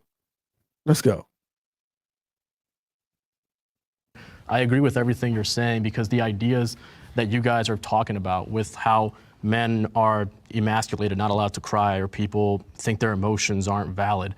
I agree with all that. That's not women's fault, and those aren't even like masculine traits. These are all just ideas that were just fed to us by the patriarchy, and we need to destroy it. But Then who why is are you they? a men's rights And activist? Yeah. He will not define who they are. No, Ariel, that's the world that we live in. Guess what, Ariel? It's the same world with wolves that are walking around in the woods. It's the same thing with lions and tigers. It's the same concept with gorillas. Listen, people. This is what we do here at Scoreboard Keepers. I'm telling you, you're not going to be sliding things by us like that because we just not letting it go like that. Look, this dynamic does not just stop with our species. It just doesn't. It may be different with ants or bees or something like that. But guess what? This thing goes on within wild dogs, gorillas, lions, tigers. There is a leader of the pack. There's a leader of the pack. That's what they mean when they say, hey, he's an alpha male or he's a man's man.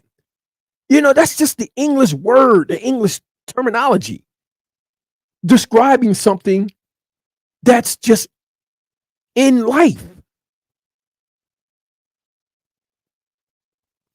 Just like the sun goes up every day.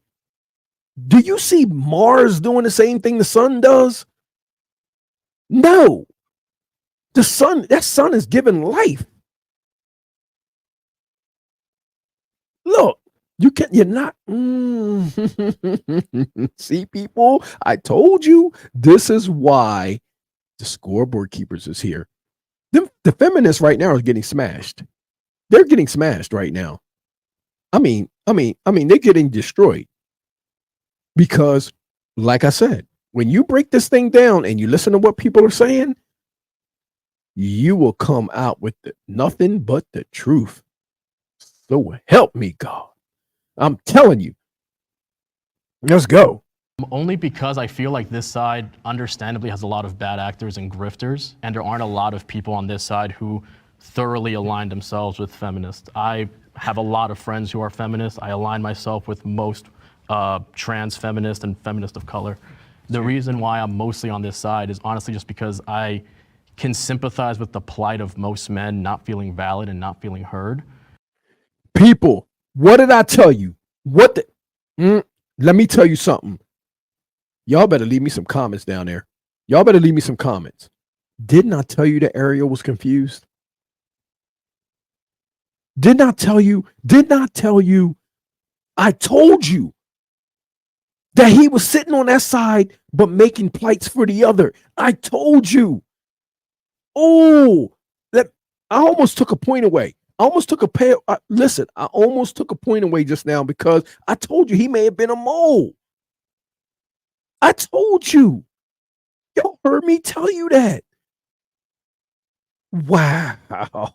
He's telling it. He's being honest. These are the vibes.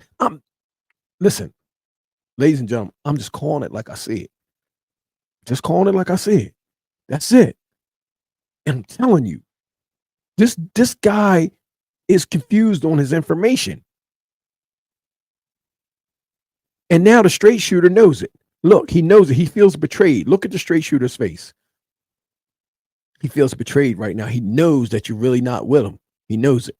And I think that should be talked about. The problem is the people who are leading that conversation tend to be folks who are still rooted in the concept of gender. And I think that's detrimental to the movement.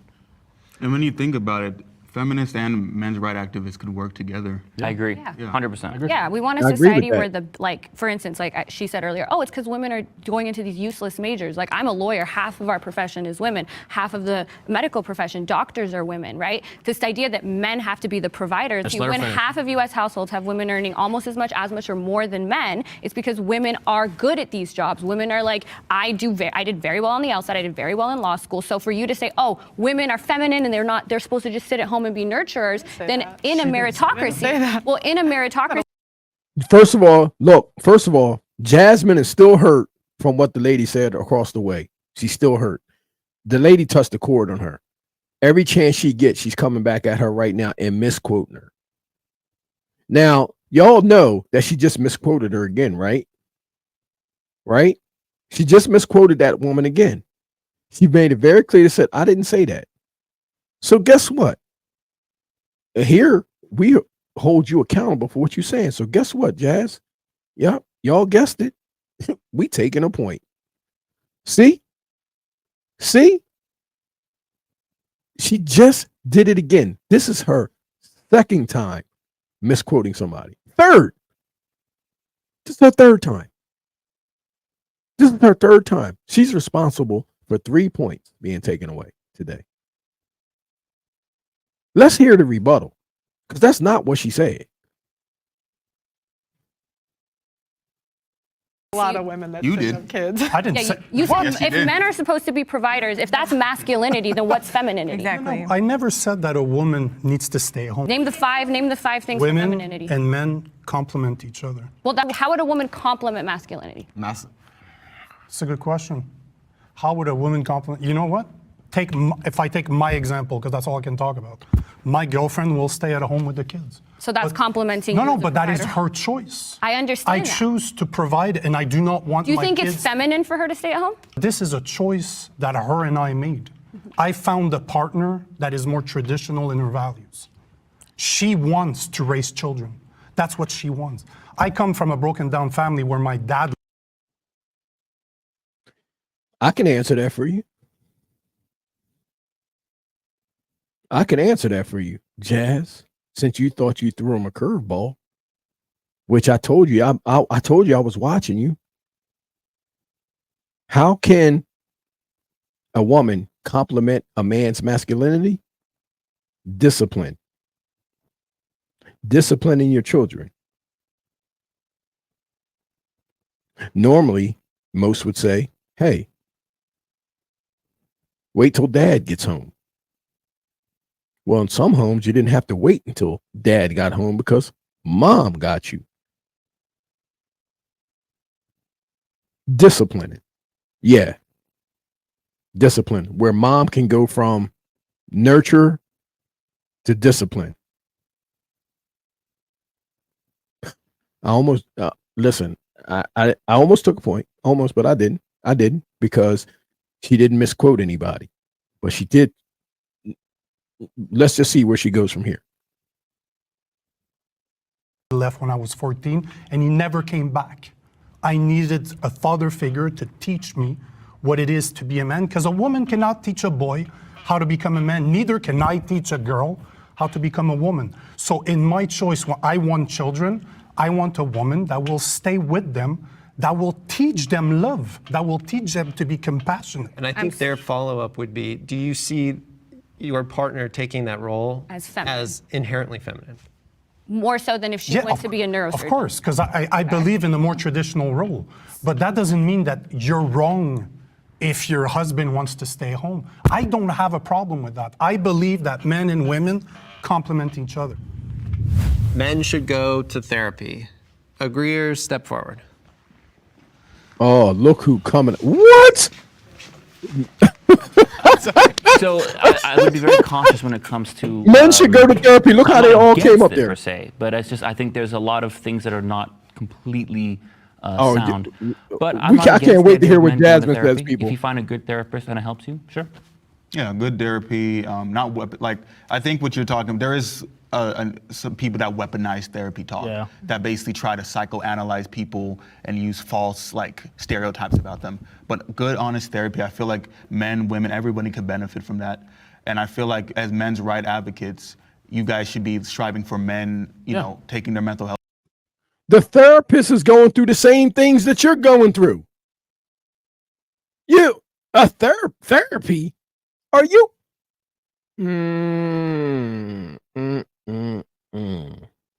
This is what happened when you got too much time on your hand, people. See, when your life is engulfed in life and you're just out here living, you don't got time for these things. You don't have time for these things.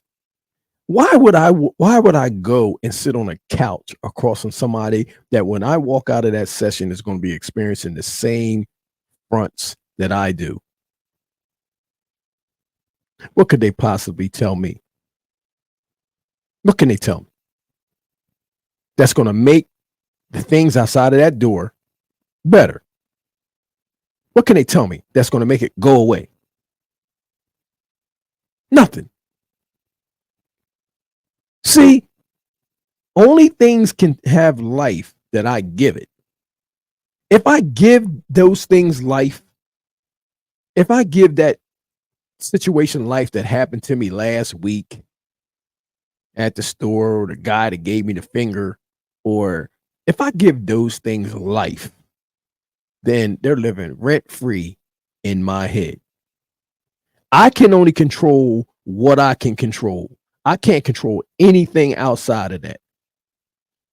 So why am I going to keep it up here of something that I can't change? Look at him and look at her. Her demeanor and her body language is that of, I see pain. She don't seem happy. She's carrying something. There's something on her back. Her hands is crossed, her demeanor, everything about it says that it's something going on. She's looking for some type of security, some type of solidification. She's looking for something. And him, on the other hand, he seems as though that he thinks that everybody has experienced what he's experienced. So now everybody needs to see a therapist. No. Everybody that didn't experience what you experienced and don't believe in what you believe in we don't need to see a therapist. Some of us may be able to handle it better than others. So no, I don't agree with what you're saying right now, and no, you cannot get a point because you can't get a point. I don't agree with it. More serious. Isaac, has it benefited you if you? No, I used to take therapy back in high school due to uncertainty about the future and my academics and stuff like that, and it did me good. And I feel like a lot of people just need someone to talk to. And therapists is. See that? What did I tell y'all? What did I hope y'all liking this video. I hope y'all liking this video. This is so amazing because I wouldn't feel like I should be doing this if what I'm saying they wasn't validating it. I wouldn't feel right. I wouldn't feel right about it. I wouldn't feel right about it. But he's validating it. He's validating exactly what I'm saying. That's what's so crazy. He just admitted that he was not sure about things, not sure about himself. Remember what he was saying to the straight shooter across the other side? What he was saying to the straight shooter across the other side. He said, when he asked him about faith, remember that? He said, I have faith in myself. You got to have faith in yourself first. When they asked him what was masculinity, that's the there. I want to put a point up for myself, but I'm not. That would be selfish. That would be very selfish. Let's go. Look at her face now. Look at the mom's face now. It's that of sympathy because he's telling the story of him having therapy. He was worried about his academics and school and so on and so forth. So I see. I told you it's pain on that side. Let's go. That's what they're made for. Well, I will say personally, I do think therapy is important, but I do have a problem with how it's seen as like the end-all, be-all solution to men. Like, to me, America is such an isolationist country that even our forms of healing are isolationist. Like, go out somewhere, come back healed. Yeah. The solution is always therapy and pills. It's never community or compassion. Right. Ariel, get off the fence, man. Ariel, I figured you out, Ariel. You're like half on the fence, half off. One toe in the pool. Everything got an issue with it, but yet you don't really have any real answers. That's what that is. Half in, half out. Could be, a little bit of mayonnaise and no tomatoes. Salt, no pepper. They got ham, no cheese. They got peanut, no butter.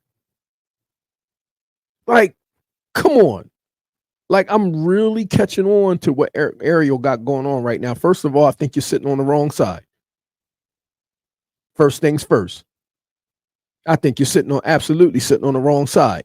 But then you thought that you could come here to this debate and sit in the middle, across from the host.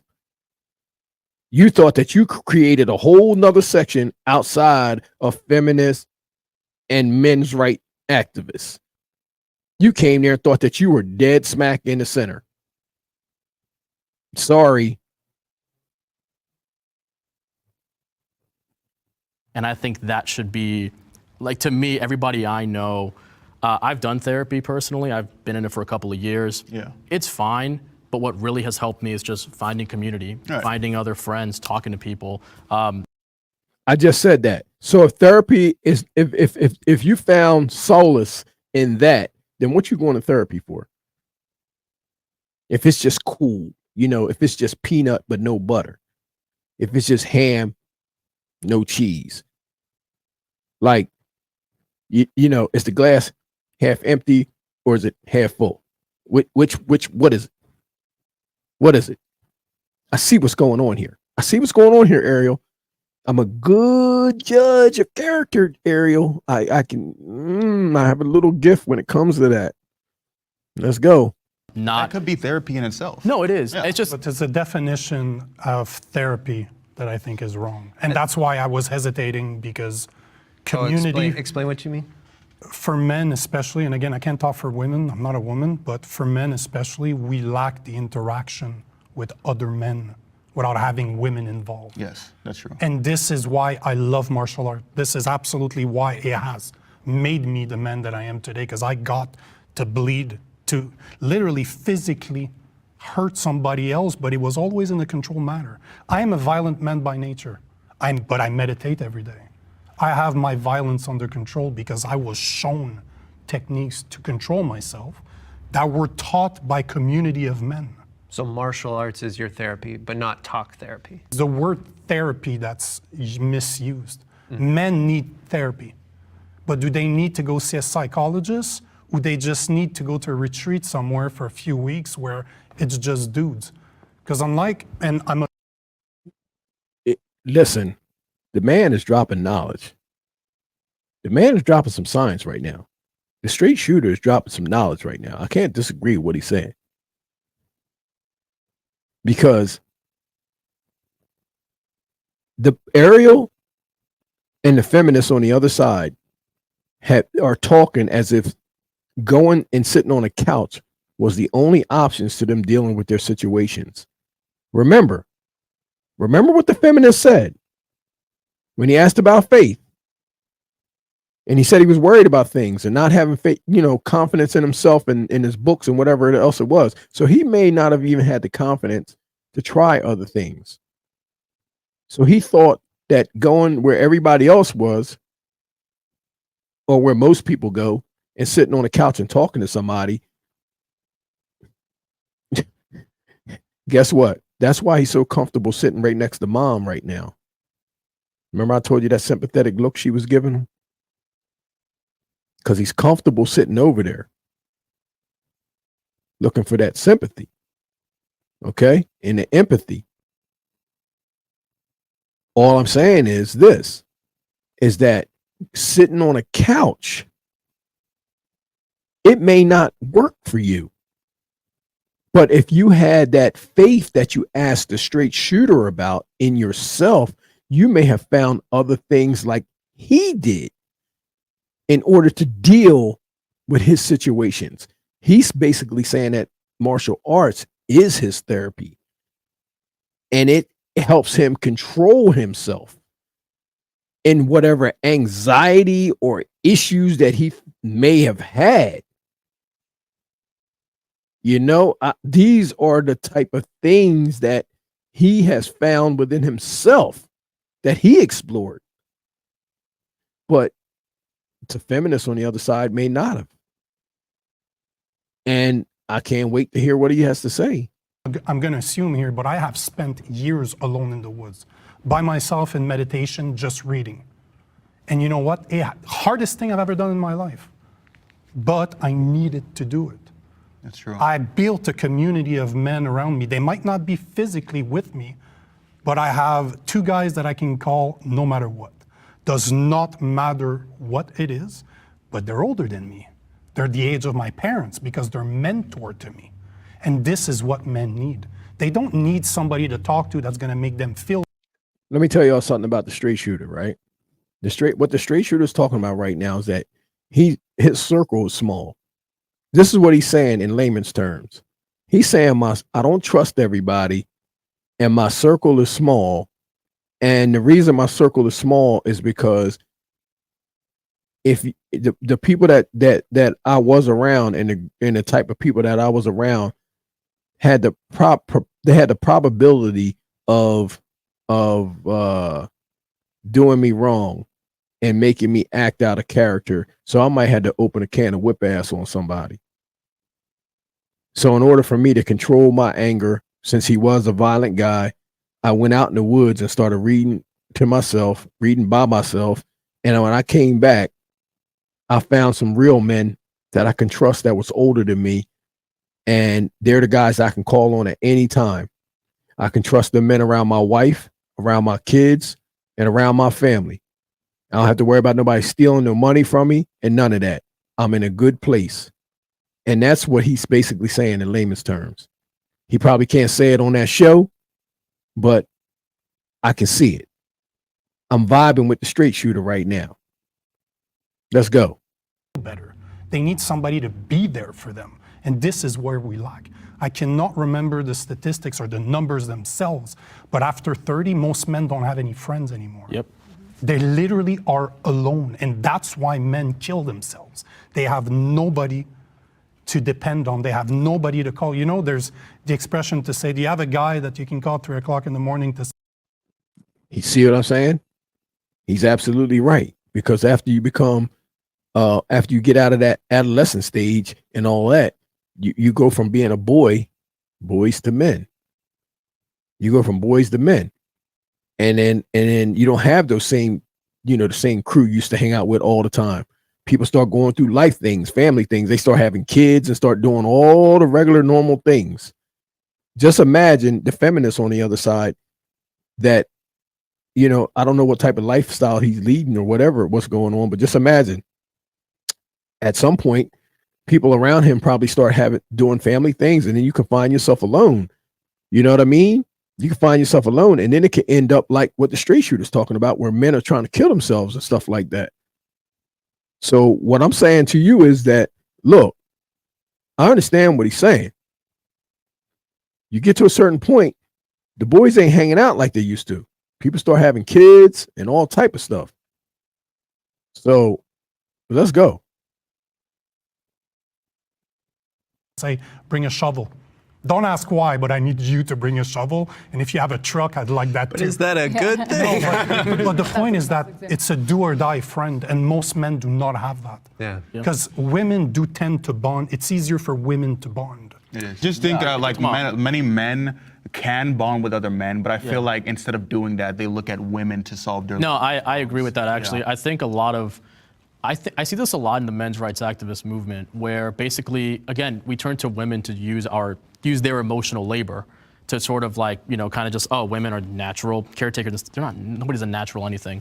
And it's a thing where we need to start doing that for each other. Exactly. Like, again, I've been in 3 men's mental health spaces, and it's all usually just predominantly just me and a bunch of other progressive men just talking about pretty much just how we feel about the world. And that has done more for me personally than therapy has. Right. And I think that's sort of like, I'm glad that you have that community with those 2 men. I think that's important to have. I wish more men had that, But because that's what's needed. yeah, I agree. And Community. however you call it, like Yeah, you can whatever talk you it, do. it's more progressive. Yeah. I did it through martial arts. Sure. It's Yeah. some do it through business. One of my mentors, a business mentor, but he's like my father. But I do think we also need to emphasize that men need to also hold each other accountable. I It agree. can't just be like 100%, you yes.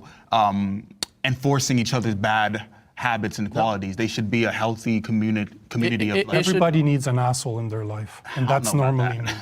But you need somebody that will call out your faults. You need yes, somebody that's going to yes, be we there. do. Yes, we do. So Straight shooter. You see what I'm saying? You basically don't need nobody lying to you. You need somebody telling you straight up what it is.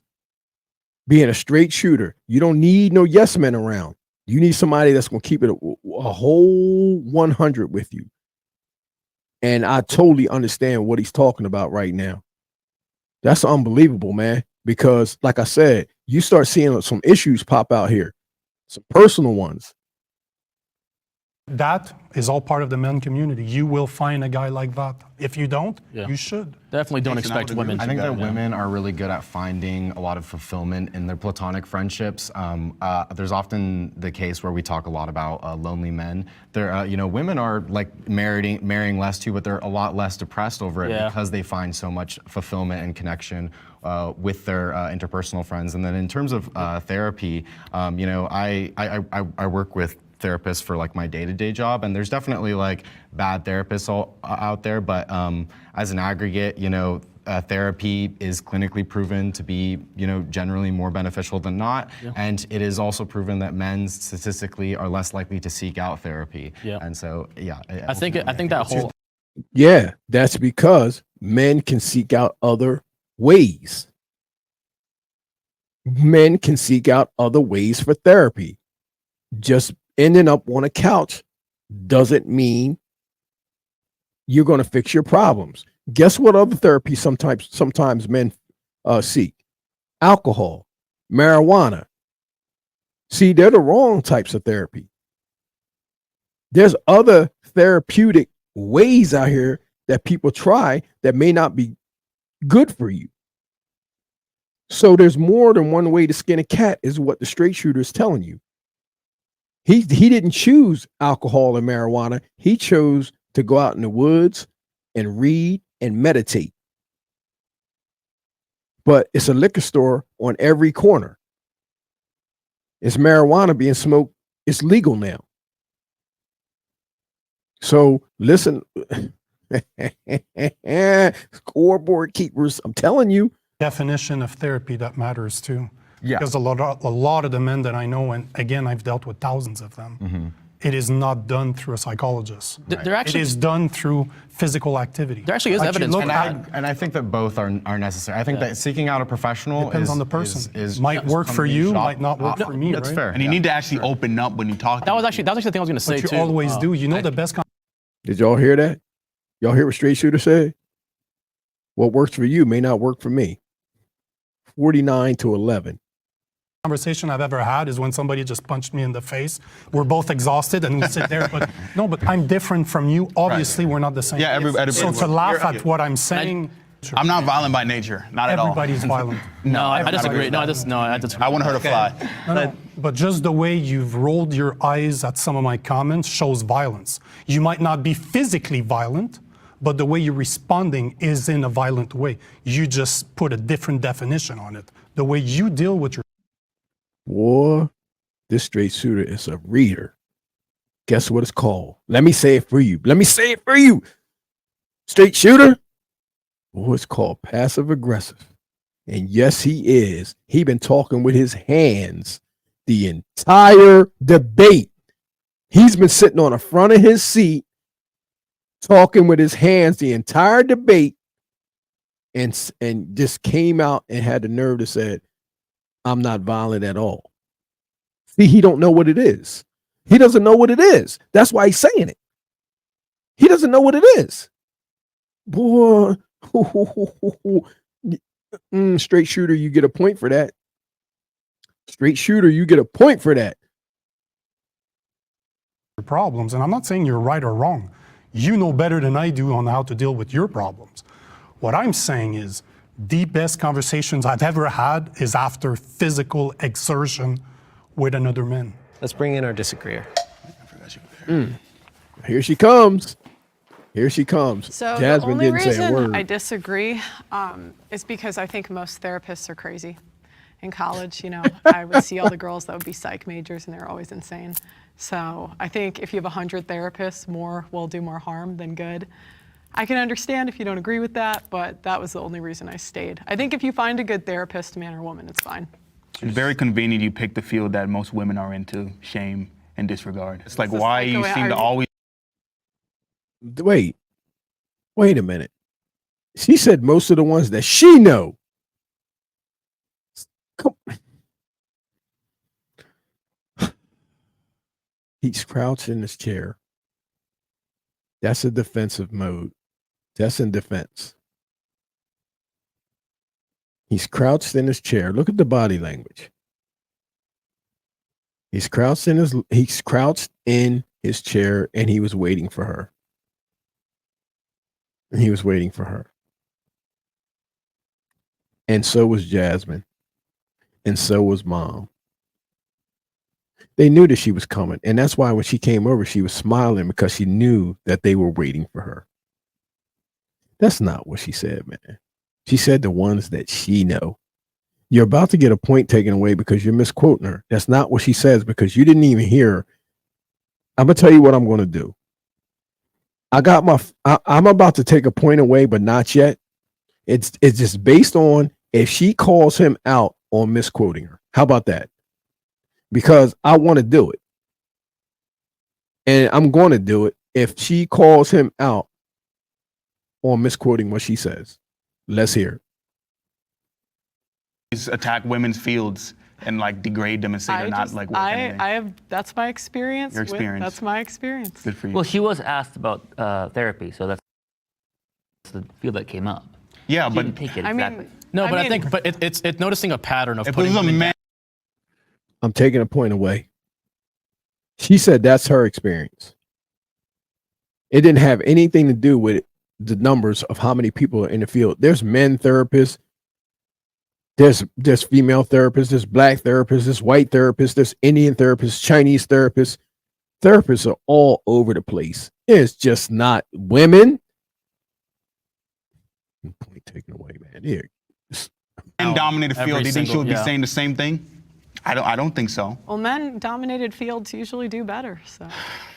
Can I piggyback on something Ariel said? He was talking about how, men should go to therapy because it helps reduce the emotional labor that their partners have to do. And I Look at the body language. Look at the body language. Look at the body language. Pictures are worth 1,000 words. Crouched down in the seat, hand on his face, thinking about things.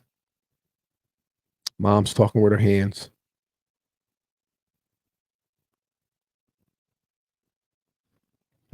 Let's go. totally agree with that. That is exactly a reason why, because I can't tell you pretty much every romantic relationship I've been in, there's some element of me like teaching them what their feelings are. And especially now that I have children, that's even a reason why relationships break down, because when I can see a man and his behaviors are exactly parallel to my 8-year-old, I'm like, okay, so we don't know how to deal with our feelings. We don't know how to talk. Can you imagine being in a relationship with her psychoanalyzing you? You see what I told y'all? See what I told y'all? Didn't I just tell y'all? In her romantic relationships, plural, how many you have? You got kids. So how many romantic relationships do you have or are you having? And now that you have children, you got to be even more picky about who you're going to settle down with. But if you're psychoanalyzing a man because he has shown some type of connection with your 8-year-old son, you should be happy. You should be happy that he can relate to a young boy like that. Because guess what? You could bring a man there that don't want to have nothing to do with your children.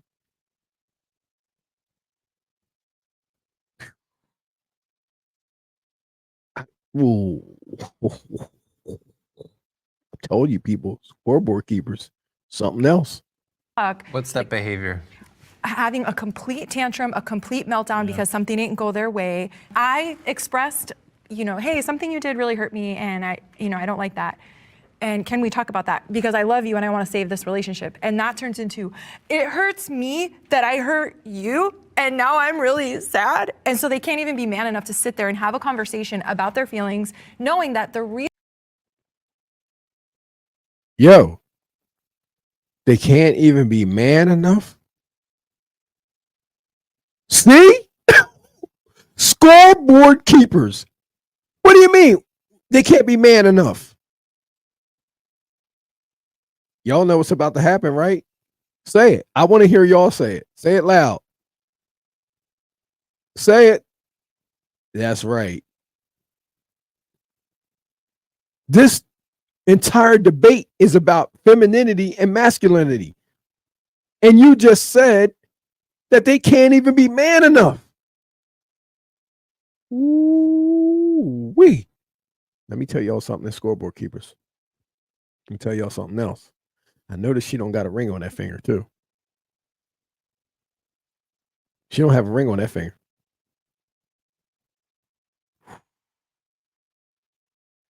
Let me tell you something, lady. You might want to come up here and talk to scoreboard keepers and let us, let us school you on some things, because this right here is kind of. reason I brought this up is because I love you so much. The way you're talking right now, it would be very difficult for me to have a conversation. This to me is extremely abrasive and I would probably just walk away. I love what you were saying, because I honestly do agree with that. I think a lot of men weren't taught emotion. Walk away. We walking out. We walking out. This is not about the blame game. It's about me and you coexisting together with one another and raising children. It ain't about me and my feelings, and it ain't about you and your feelings. If you know I did something that I did not mean to do, you should not be taking it personal. You should not be taking it personal. If somebody's hurting you intentionally, I get it.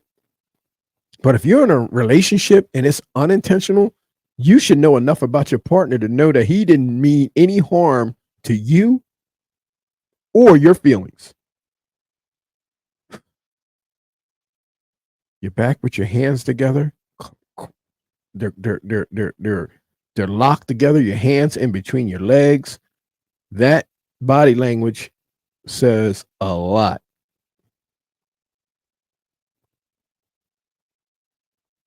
Look at the other side.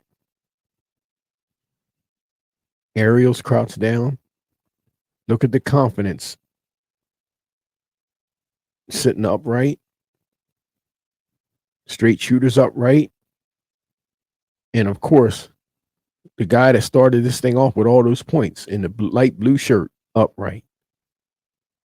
Guess who was quiet, hanging over there in the corner that we've been watching all night? Jasmine. Yeah, we've been watching her all night. Make sure she didn't walk out with nothing. Telling you people, scoreboard keepers. Emotional vulnerability and emotional availability. And it's honestly disheartening because you see how that stunts them later on. Kind of like you said, like they can't even maintain relationships. Like you, again, like that's just a good example right there. Like you are doing the emotional labor for the relationship, men are not. I do think that bringing it back to therapy, I read somewhere that talk therapy isn't that good for men. And I read somewhere that one of the reasons for that is because men, we're not taught to handle emotions seriously. Our emotions are discarded, so we tend to discard other people's emotions. And it's, again, very sad to see. So I don't think therapy, traditional talk therapy, that may not work for everybody. I like what you said about martial arts. I think that's, you know, if that works for people, it works for people. I think that stuff like that is important. I think men, that's why we gotta hold other men accountable. That's why you have to have guys who'll be like, hey man, I think the way you're treating your girl is wrong. I think you're using her too much for emotional labor. I think it's important to realize that when you are asking someone to be your wife, you're not looking for someone to serve you, which I think some men honestly do go into marriage with that intention. You're looking for a partner. And I think a lot of men sort of forget that. It's important for Ariel, what? Ariel, are you married? Ariel, what? What? Ariel, I got a question for you. When you get married, will you be the protector of your wife? Or should she protect herself?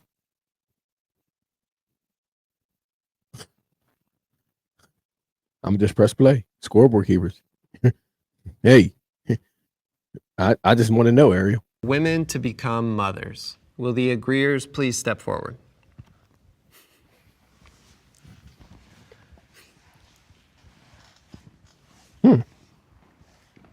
Odd one out, Nico. What's that? You're the odd one out.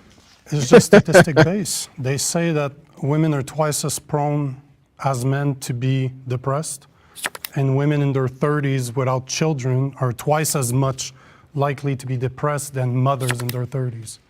So you think it's in their best interest to become mothers? Well, I guess that depends on the person, but without mothers, we're not going to continue the human race, right? So maybe that ties up to your last question. Men are attracted to women because there's a biological need to reproduce. Women tend to have more attention from men. That's how they mated. And that's how the race survived for thousands and thousands and thousands of years, right? But would you go so far as to think we should encourage all women to be mothers? I don't think everybody should be parents. Have you looked at the kids that are being raised or the kids that don't have children? Like if I'm not capable of having children, I'll adopt. But is it for everybody? I don't think so. And generally speaking, not everything's for everybody. So but only women can be mothers. So it's very hard for me to say that they shouldn't be encouraged to be mothers. Got it. Only women can be All right, mothers. let's bring in all of our disagreeers. Boy, let me see how straight shooter gonna Motherhood handle is this. such a huge undertaking, and I feel like there's not enough education for girls, young girls and women of all the physical side effects that can happen to you, like down to the smallest thing, like hair loss, your teeth, like all the calcium, everything goes to the baby. Everything goes to the baby. The thing that really upsets me about like motherhood and putting this pressure on women to become mothers is like women who struggle with infertility.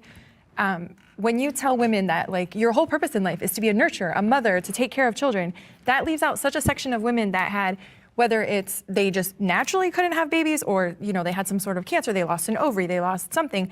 And now these women are gonna be stuck with no identity, just like lost in the world because your whole purpose is to be a mother. And then it's wild because when you become a mother, it is not at all what it seems like. You know, it's not all Pinterest and cutesy what it seems like. It's super overwhelming. There's a ton of hormones that run through your body, postpartum depression, all the things that happen to you.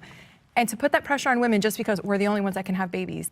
Would you consider being a mother one of your greatest achievements? Like, is that what brought you the most joy? Because that's difficult, and I'm not gonna argue with you that it's difficult, I'll never know, right? We can agree to that.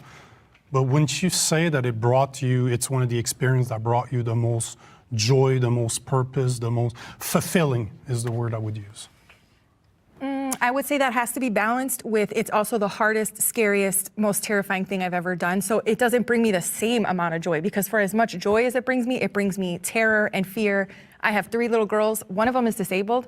The incidence of offenses that happen to little girls that are disabled like her is super high. So while, yes, it does bring me joy and fulfillment, the amount of, sleepless nights and stress and tears that it causes me it needs to be right up there in that conversation. You cannot talk about one without the other. I don't think it's. You see, people, didn't I tell you that there was some pain there? I told you, you can look at people's body language and tell that they've been going through something. You can tell they've been going through something. And taking care of a disabled child can be stressful, especially by yourself when you're alone. And it sounds as though, without reaching, that, relationships for her, it shouldn't even be a thing right now. Focusing on a relationship or focusing with being with somebody if you're taking care of 3 kids and one of them happens to be disabled. That can take up so much of your time, especially if they're young. The time that it's going to be dedicated to a relationship, it just doesn't even seem like it's any place for that in there. Not saying that there can't be balance, but taking care of a disabled child is going to require a special attention. It's going to require special attention, and that sometimes has to put some things on the back burner. You might have to find somebody that that is an introvert. They may like being home. If you're going out here and you find somebody in a bar and they like going out to a bar and you have a disabled child, of course you're going to be sitting home while they're out at the bar down the street. That's interesting, because like I said, this is why I love these videos, because when you go through it and you dissect it, you start seeing what's coming out and why. And that's why that scoreboard looks like it looks, because they're standing on some principles and some things they may not understand as much. They may not know.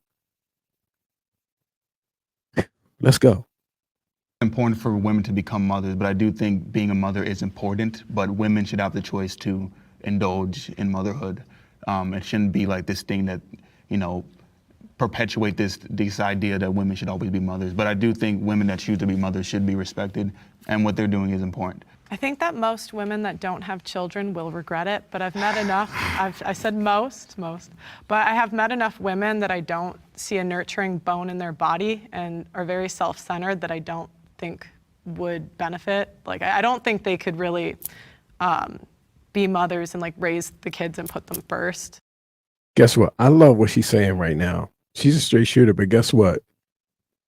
You wouldn't know what it is to be a mother until you have one. Just like anything else, you have to get the experience first. So they may not be, I've heard that before too. And guess what? Some mothers that you didn't think could be mothers are the best mothers in the world. And especially after they get that one down, they be walking around with 2. And I'm not encouraging or anything like that. I'm just saying that, women have the reproductive organs for a reason. Okay. It may not be, you didn't have those reproductive organs to do the things that are done in society. You have them to have children, to reproduce.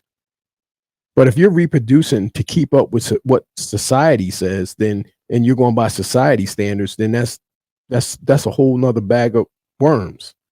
So, you have those organs when you want to reproduce and have a child. That's what it's for. Like saying, for example, having a child 5,000 years ago wasn't for the same reasons people have children today. People had children 5,000 years ago because it was strength in numbers, especially family. In order, if you had to go out and get the food and somebody had to go out and hunt the food and so on and so forth from 5,000 years ago, you needed somebody that could go out and do that. You needed some people that could be over there, could be cooking. You need some people that could be over there starting a fire. You had some people that could be feeding the horses. You had some people that could be taking care of the farm. You needed You needed bodies for survival.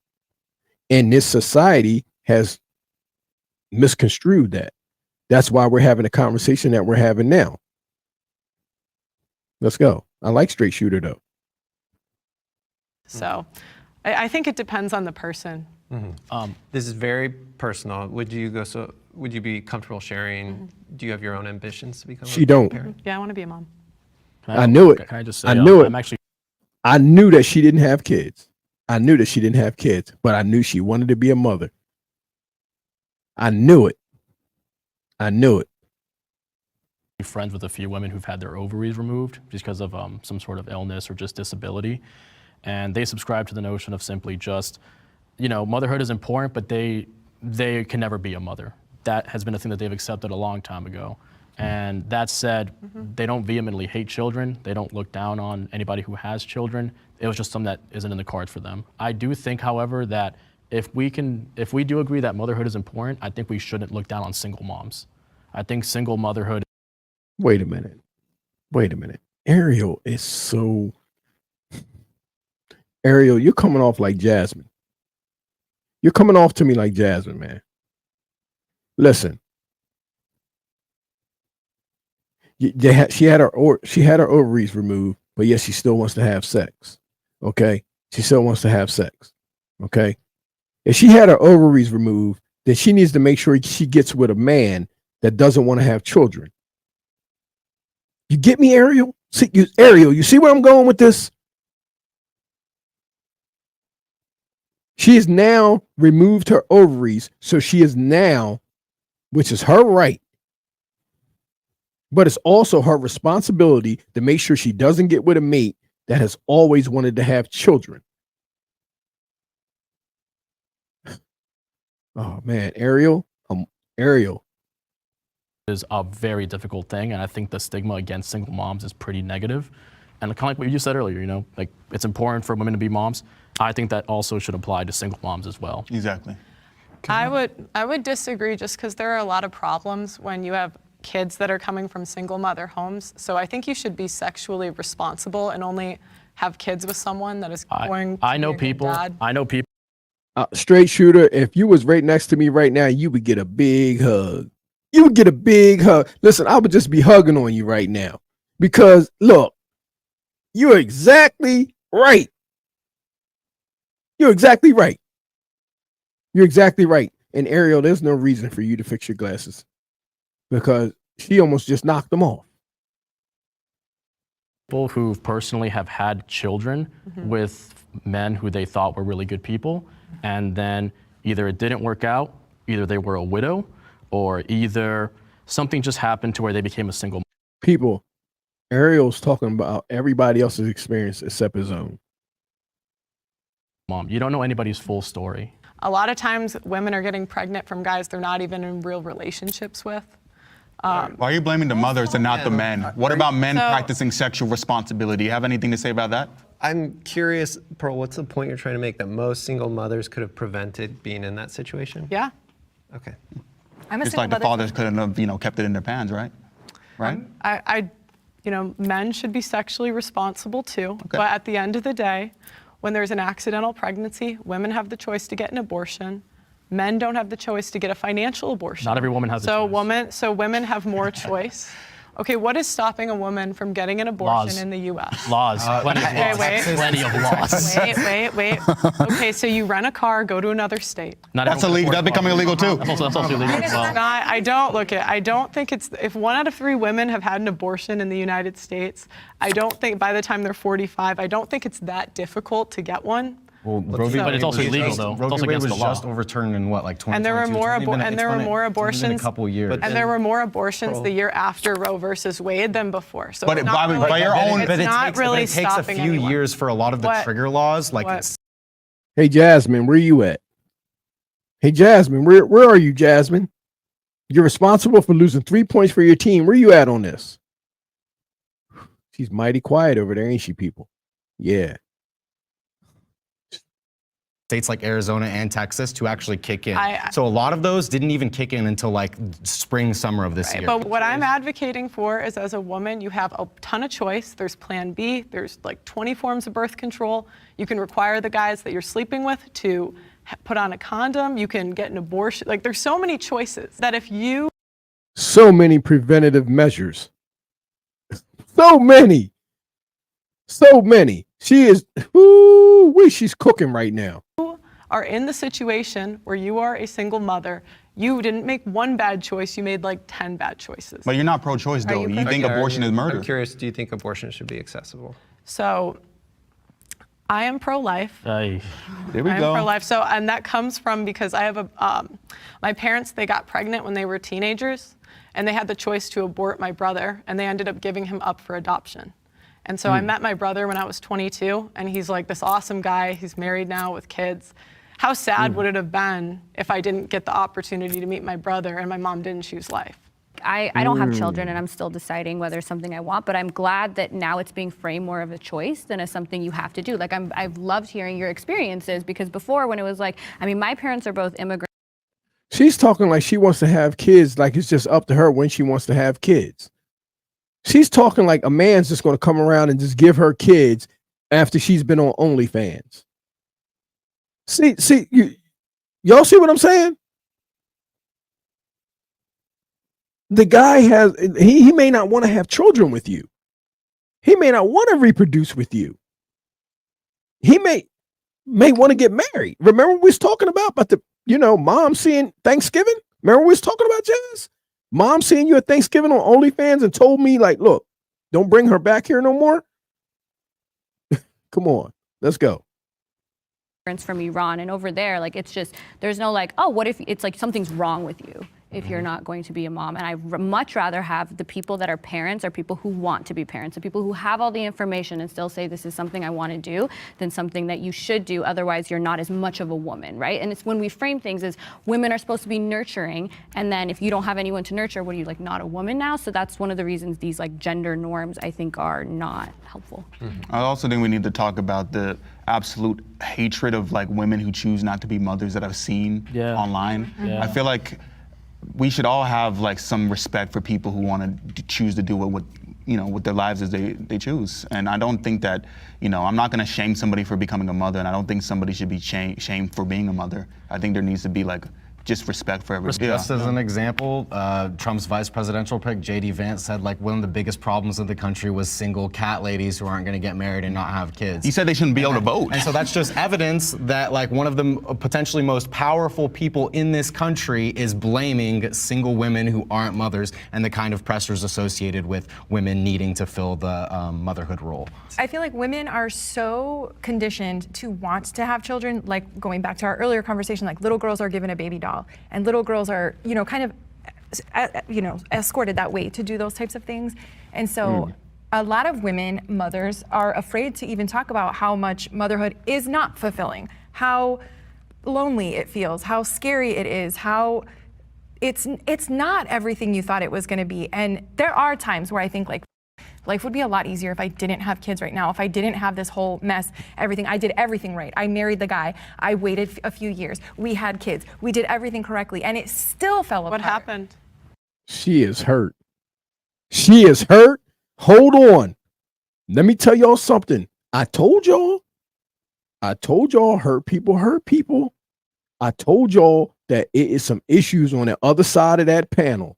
And look at straight shooter female. She said, and what happened? She asked straight up, and what happened? What do y'all think the answer is going to be? Because I am curious. Somebody hurt her. She's hurt. And she's mad at that dad. She is mad at that dad. Trust me. Let's go. I want to hear this. I wasn't being respected in my marriage, and when I decided to stand up and ask for that, that wasn't given. What do so you I had mean no by choice. not respected?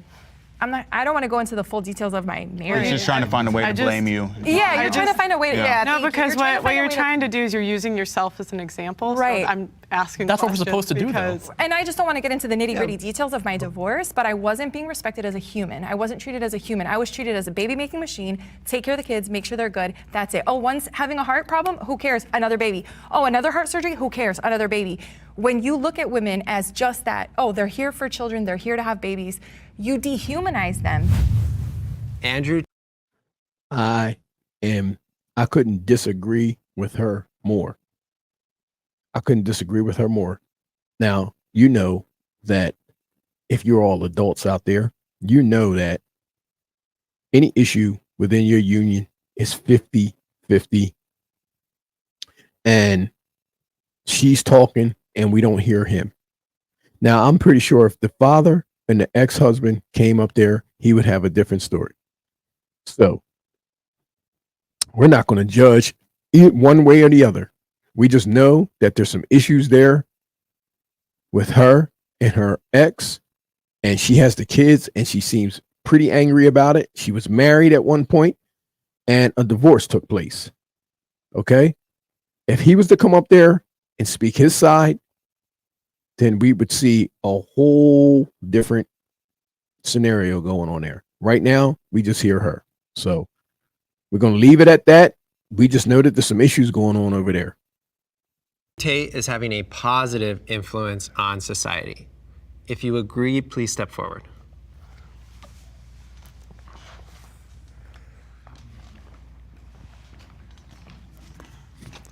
That's going to be interesting. Very. You guys go for it.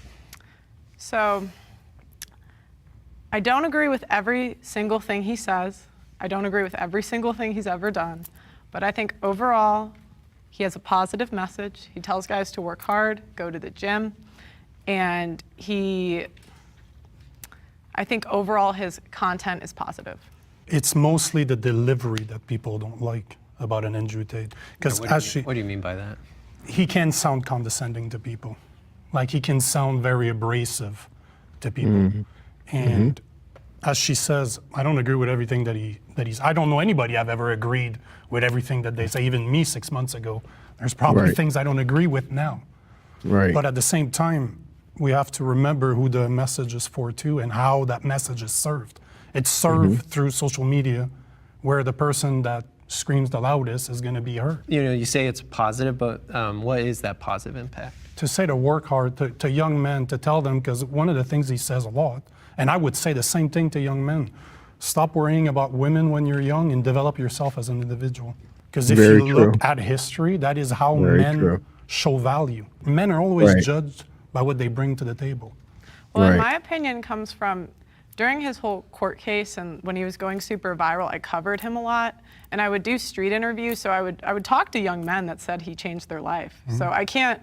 How am I going to say it's a negative if I'm talking to the actual people? Yeah, what would the young men say? They would say they started going to the gym, they started making more money, and they generally improved their life because they saw his content. Okay. Let's bring in all of our disagreeers.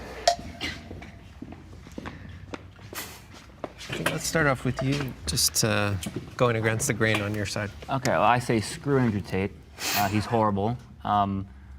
I'm part of several MRA spaces, and we denounce him completely. Yeah. I've seen his video of his so-called boot camp for men, where he just basically bullies men. So dumb. I'm not saying he doesn't have any good points ever, but for the most part, he's everything the men's rights movement should not be like, and I don't think he's a good MRA. Can I also add to that? I feel like men's rights activists, we have a problem with grifters on our side. People who, like you mentioned earlier, you understand social media, they target young men. Yeah, they target young people in general. An Andrew Tate's not meant. No. It's not meant for young men. I get that. You think Andrew Tate's an MRA? Hold on. Let me finish my thought. What I'm saying though is the guy's a grifter. He sells people.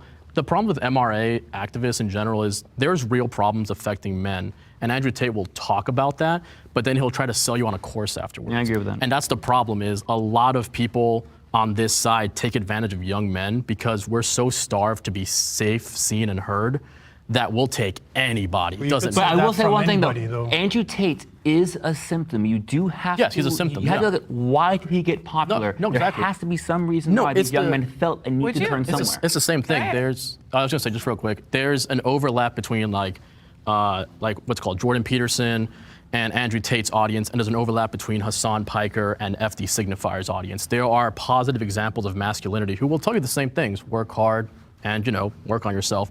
There's an overlap. The only problem is that men are just so starved for just somebody recognizing their emotions that will just take anybody. And they see someone What? like Andrew Men. That was Ariel, right? Okay. Tate as, hey, at least he's fighting back. Exactly. At least he's fighting Exactly. back. They don't realize false they're being taken prophet. advantage. Exactly. Yeah. Would you False consider prophet. him an MRA? 'Cause No. I wouldn't have considered I don't him. consider him that, but he does talk about men's I- issues. Pulls from the same manosphere. Yeah, spaces exactly, that yeah. Pill and MRAs oftentimes have an I would have. overlap. He's someone I would want to steer Well, I them would away have. from. Right. I would have Yeah. called I him would like a acknowledge success. that. I call him like success. I call him a hustlers, misogynist. Like that's what That's I would the- call I call him a human Genre? trafficker. Yes. Yeah, like I call him a criminal. Yeah, I think criminal. that you mentioned that it may be more of an issue with delivery, but he said explicit things whereas like he doesn't take the opinions of women seriously. There's no way of delivering that kind of message. Like the issue isn't with the delivery, it's the content of that. And then additionally, I would I just said say that any I- individual who is a human sex trafficker, which if you listen to the videos in which he explains how he runs his business model, it is exactly that, Yeah. stealing from sex workers and Yep. lying to Exploiting them about, poor women. lying to them about Yeah, what that's he's crazy. paying them and how much is going towards taxes and fees, et cetera. Any sort of model like that, regardless of what they're saying, is not a net positive impact on men, and in fact reinforces the same kind of sexist, misogynistic things that men need to get over. And he's also admitted to literally robbing men, taking their money because he tricked them into thinking they were talking with actual women behind cameras. He said this himself. I'm not making that up. Yeah. I'm not debating you guys at all. I said this. I said that there's a lot of things that he's done I don't agree with either. But to say that everything he has done is negative, I could say that from anybody. The question is, Andrew Tate has had a positive influence on society. And so, Nico, what I'm asking you is, you're saying you don't agree with everything Andrew Tate does. And we're hearing, there's things that he's explicitly said he's done that it seems like everybody here would probably agree is wrong. But do you think the positive outweighs that negative? I'd have to split it down the middle like any choices that I make in life and say a win and a lose column and weigh the result. I have a friend who he's out here in California, and he's got like 8 months to live from brain cancer, and his wife is paralyzed. So he basically got this diagnosis, and he found out he had 8 months to live. I was raising money for him, and the Tates donated like $15,000 to him and his wife. They don't even know him. And so it's like, even just like personally, I don't know them well, I've just met them once, but You're friends with them. it's like, Oh, but she's saying. I only met them once. I've literally met them once in my life. John Wayne Gacy was a kid's clown at kids' parties. So really ugly people can still do really generous things in the world. So that does not make him a good person. A broken clock can be right twice a day. Doesn't make it a clock that you want to follow. When you give someone like Andrew Tate that has such a disgusting message that disparages so many people in the world and he treats people so horribly, he should not have any sort of platform, because not only is he not making the world positive, he is making the world a much, much uglier place, starting with our youth and little boys that we're trying to raise to have feelings and to be decent contributing members of society. Tate is getting in their head. Since I do OnlyFans, I make it a point I do not use chatters. If someone's paying to talk to me, I will not defraud them and have some person in Bangladesh pretend to be me as a guy and talk to them. Andrew Tate had no problem scamming any of these men. I have more respect for men than Andrew Tate does. Not even just women, for men. I would never scam a man, whereas Andrew Tate was just like, oh, these losers, I'm just gonna make them think they're talking to this girl and find a way to emotionally manipulate men, emotionally manipulate vulnerable men into giving these women this money that then he's just taking. Exactly. Like, what are you doing? He makes fun of agree men with for that. being broke. He makes fun of men for not having, a bunch of women. He hates men. He is the worst Exactly. male advocate you could ever have. And I think Like he's a when you grifter. The men's rights movement is not as important as the feminist movement. Agreeers, step forward. Whoa. Whoa, they all came I up. don't think that it's to say that men's issues are less important than women's issues, because I think that feminism adequately addresses both issues. And I think that there are feminists who may in fact contribute to some of, pervasive attitudes towards men. Like I always tell girls when they say things like, oh, he's not a real man unless he's like making 6 figures, something like that. I'm like, that's actually harmful, and that's something that like you should probably, it's in your best interest to also not perpetuate. And so the reason Mom next to you just said a man wasn't man enough. why I would also say that the men's rights activist movement is less important is because I think even to some of the more genuine men's rights activists who do have good intentions, they'll acknowledge that it is filled with toxicity and genuine misogyny, that it has a close overlap with things like the red pill, manosphere, pickup artists, etc.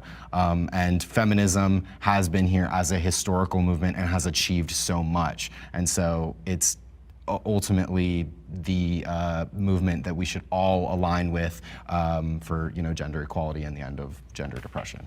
Yeah, I completely agree. I mean, like, I know most of us, except maybe Pearl, have denounced podcasts Of like course Fresh you and do, Fit, but they Jasmine. literally say #1's men's podcast. So how much of these spaces are actually filled with that toxicity? And I mean, the definition. What do you mean, Jazz? Most of the top podcasters are men. Most of the top podcasters are men. Guess what? So are some of the top creators. Hello? What stopped? The creators are men. It wouldn't be a podcast if it wasn't for some of those men. It wouldn't be a Facebook if it wasn't for Mark Zuckerberg and his friends. Come on, Jazz. Of feminism that's most pervasive is the social, political, and economic equality between the sexes. So I think real feminists are not the ones perpetuating those. Not saying that women wasn't involved, but what I'm saying is Mark Zuckerberg's idea. Negative stereotypes of, oh, men need to be like this, men need to be providers, you're not a man if you can't do this, you're not a man if you can do that. And so I think that real feminism kind of eliminates the need for that, for men's rights, because we just want everybody to be treated as individuals instead of treating them differently based on their gender. Yeah, I feel like a lot of people conflate feminism and misandry, and they just think, oh, if you're a feminist, that means you hate men and you want them all to, just suffer and, have a horrible life. And I feel like the people who think that, that's really their projection, because that's what their position is. Like when you're a men's rights activist and you're like, no, and you're so against feminism, it's because you think feminism is trying to replace the patriarchy with a matriarchy, and we're gonna rule just like they have. But that's not the goal of feminism. The goal of feminism is so that everybody can be the same. It's also worth mentioning But everybody's not the same. Everybody's not the same. So you said all that to say what? So everybody can be the same. How? How? How can we all be the same? Come on. That didn't even make any sense. Feminism is a diverse philosophy and lens of analysis. Susan B. Anthony's feminism is very different from Judith Butler's feminism, is very different from Angela Davis, Simone Davis. Like they all have a variety of different approaches in the way that they tackle issues related to gender, sex, and the meaning of masculinity and femininity. And so instead of out of protest or wanting to address men's issues, attempting to create a new movement as in opposition to a movement that already exists and has existed for a particular reason, it just makes more sense to speak within the variety of perspectives within this movement that already exists. A lot of you making the argument that feminism should be working for everybody. So do you think you should be inviting men's rights activists to feminist spaces? Is that something you would advocate for? When men come in and they want to listen and they want the same things we want, of course we would want them into our spaces. But I don't see a lot of them coming in with that mindset. Gotcha. Let's bring in our disagreeers. And Isaac, Ooh, let's this start is off gonna with be you. good. This is gonna be good. So I agree with everything my fellow feminists are saying. But when I entered this discussion, I was looking at male rights activists from a more antagonistic point of view. But the more I thought about it, the more I realized that we could actually work together. Yep. I think feminism and men's rights, on paper, are trying to dismantle the patriarchy, the system that says that men must provide, that women should only get the kids, or men are more dangerous and more culpable for their crimes, so they should be sentenced twice as harshly as women. If we all work together, we could actually make a better tomorrow. So I think feminism is more important in the sense that we had the feminism to open this discussion. We needed it. But men's rights activists can join the conversation if they have well intentions. To me, I feel like kind of what I alluded to earlier, women do so much emotional labor for men. Men don't do anything for women. To me, I'm on this side. I agree with almost everything you guys have said this whole conversation. And the reason for that is, the reason why I'm still on this side is because there's a lot of, what you were alluding to earlier, a lot of manosphere, a lot of toxicity on this side. Every movement that I've seen that has mostly men in it, honestly, has been mostly red pill, mostly manosphere.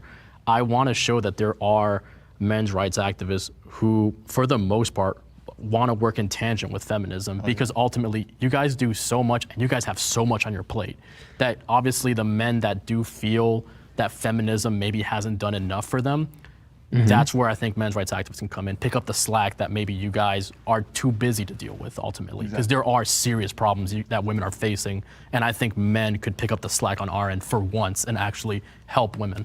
I suspect there will be comments that say that you are not a men's rights activist. Oh, of course. What would your response be if we just anticipate that comment? I mean, it's the same way that I would argue feminism is such a widespread, men's rights activism is such a widespread. Most of the people that I follow, the FD signifiers, the Hassan Pikers, those guys, I'm on this side because I think that there has to be some examples of masculinity that isn't against feminism, that isn't blaming women for everything. Like you alluded to that earlier, most of the men's rights activists just blame women for everything. I don't support that, but I do see the pain, and that's ultimately what the problem is. On this side, it's mostly just grifters. It's mostly just loudmouth people who realize that young men, young impressionable men, are very easy targets. And they snuff out y'all's actual. And they snuff out the actual people. Like again, like my friends even asked me, like, why are you even on this side? And I just told them, like, because I ultimately know that there has to be some people in the audience who don't want to be sucked into the manosphere, who don't want to be toxic, but they want to feel heard. They want to feel seen. I'm not trying to sell anybody a course. I'm not trying to sell anybody my social media. I don't do any of that stuff. I literally just want men to feel heard.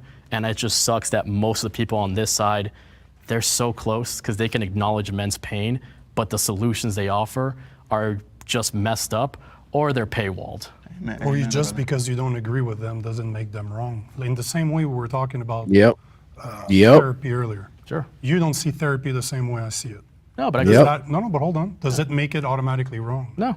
And this is why I don't think you're a men's rights activist, but that doesn't mean that you're not. Sure. It's not because I think so that you're not. But the point in the matter is, there's a lot of different ways to approach this to find a solution to the same problem. I agree. It sounds to me that whatever you don't align with, and I'm talking about you and a lot on your side as well. If you guys don't agree with it, that's wrong. I never said Yes. Just having a conversation with you guys is extremely hard because we get cut off. And I'm talking about me. I'm not talking about anybody else on this panel. But who really can say today that women need feminism? Name me one right I have as a man that they don't as a woman. Bodily autonomy. There may not necessarily be There's a legal not. de jure. That doesn't mean that feminism's obsolete, though. Men's rights activists typically don't acknowledge patriarchy in the ways that it actually hurts men. But we disagree with feminist theory on patriarchy. And the thing is, I don't think a women's movement should have the monopoly on defining A, what men's issues are, and B, how to address them. Because I will say, decades of experience, feminism does not adequately address men's issues. When I ask feminists, what are you going to do about the boys' education gap? Half the time, they don't even know what it is. What can they do? But that's not What fair. can Like they do? I read Richard Reeves of Boys to Men. There's a lot of feminists on this side. A lot of the issues you say, like the draft, circumcision, feminists aren't like, I don't want anyone to be drafted. Some I don't do. think men or women There should are be some drafted. feminists I agree with, yeah. Yeah, so my point is a lot of feminism, we're trying to minimize those sex sex differences, and what I feel is the majority of men's rights activists are trying to emphasize the differences between men. There's a lot of feminists I agree with, but when you look at feminist organizations, a lot of the laws they lobby for are not in the name of equality. And feminists have supported gendered policies, example, like the Duluth model, which are not equal. I'm part of a movement called, organization called the NCFM, National Coalition for Men. Very, very solid group, very diverse group, men and women. I would say when you get past those big YouTubers and look at like grassroots men's organizations, we're very much about the issues, and we're not just about a backlash to feminism. So I feel like I acknowledge that you guys, a lot of you guys are in good faith. I think what I was talking about was that I feel like we live in an echo chamber where we see the other side as the enemy. You see us as like, saying that men do not deserve any rights. And we, you look at us as saying that women deserve all the rights. But I don't really think that that's productive. Men and women are supposed to go together. There's no rule to that at all. So when you say that, they go together, that's just your own subjective opinion. So is The laws of physics. What are you talking about? What do you mean there's no, what?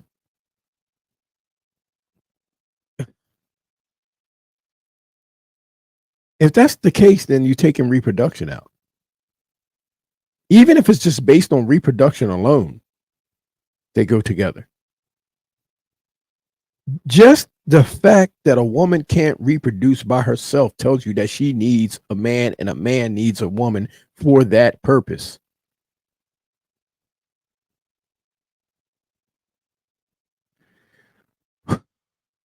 Should I take a point from this guy? Yes, because we got to stick to our rules. We got to stick to our rules. is everything you've said up to now. It's because at the end of the day, when you have a group of people, when the men want it to be about them, they can do that. They can just be stronger, be bigger, be louder, take over, and make it about them. So if you don't purposely carve out shit for women, it doesn't happen, because you would think common sense would tell you that when the Constitution says all men created equal, that they meant humans. But the fact that women have had to fight to get the right to, the gendered laws, there are gendered laws so that women could vote. I think that's a fair one, because we had to gain that right. Same thing with discrimination against credit and getting bank accounts and all that stuff. Some of the gendered laws are there because the men have been standing in our way. Damn right. So my final thought. Okay. I want to say something, people. Okay. I just want to say something. Remember what I said. We don't have a dog in this fight. Okay. We don't have a dog in this fight. She's talking about fighting for this, that, and the third, right?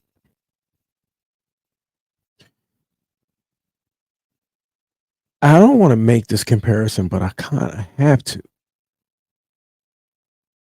Do you know that in this country, that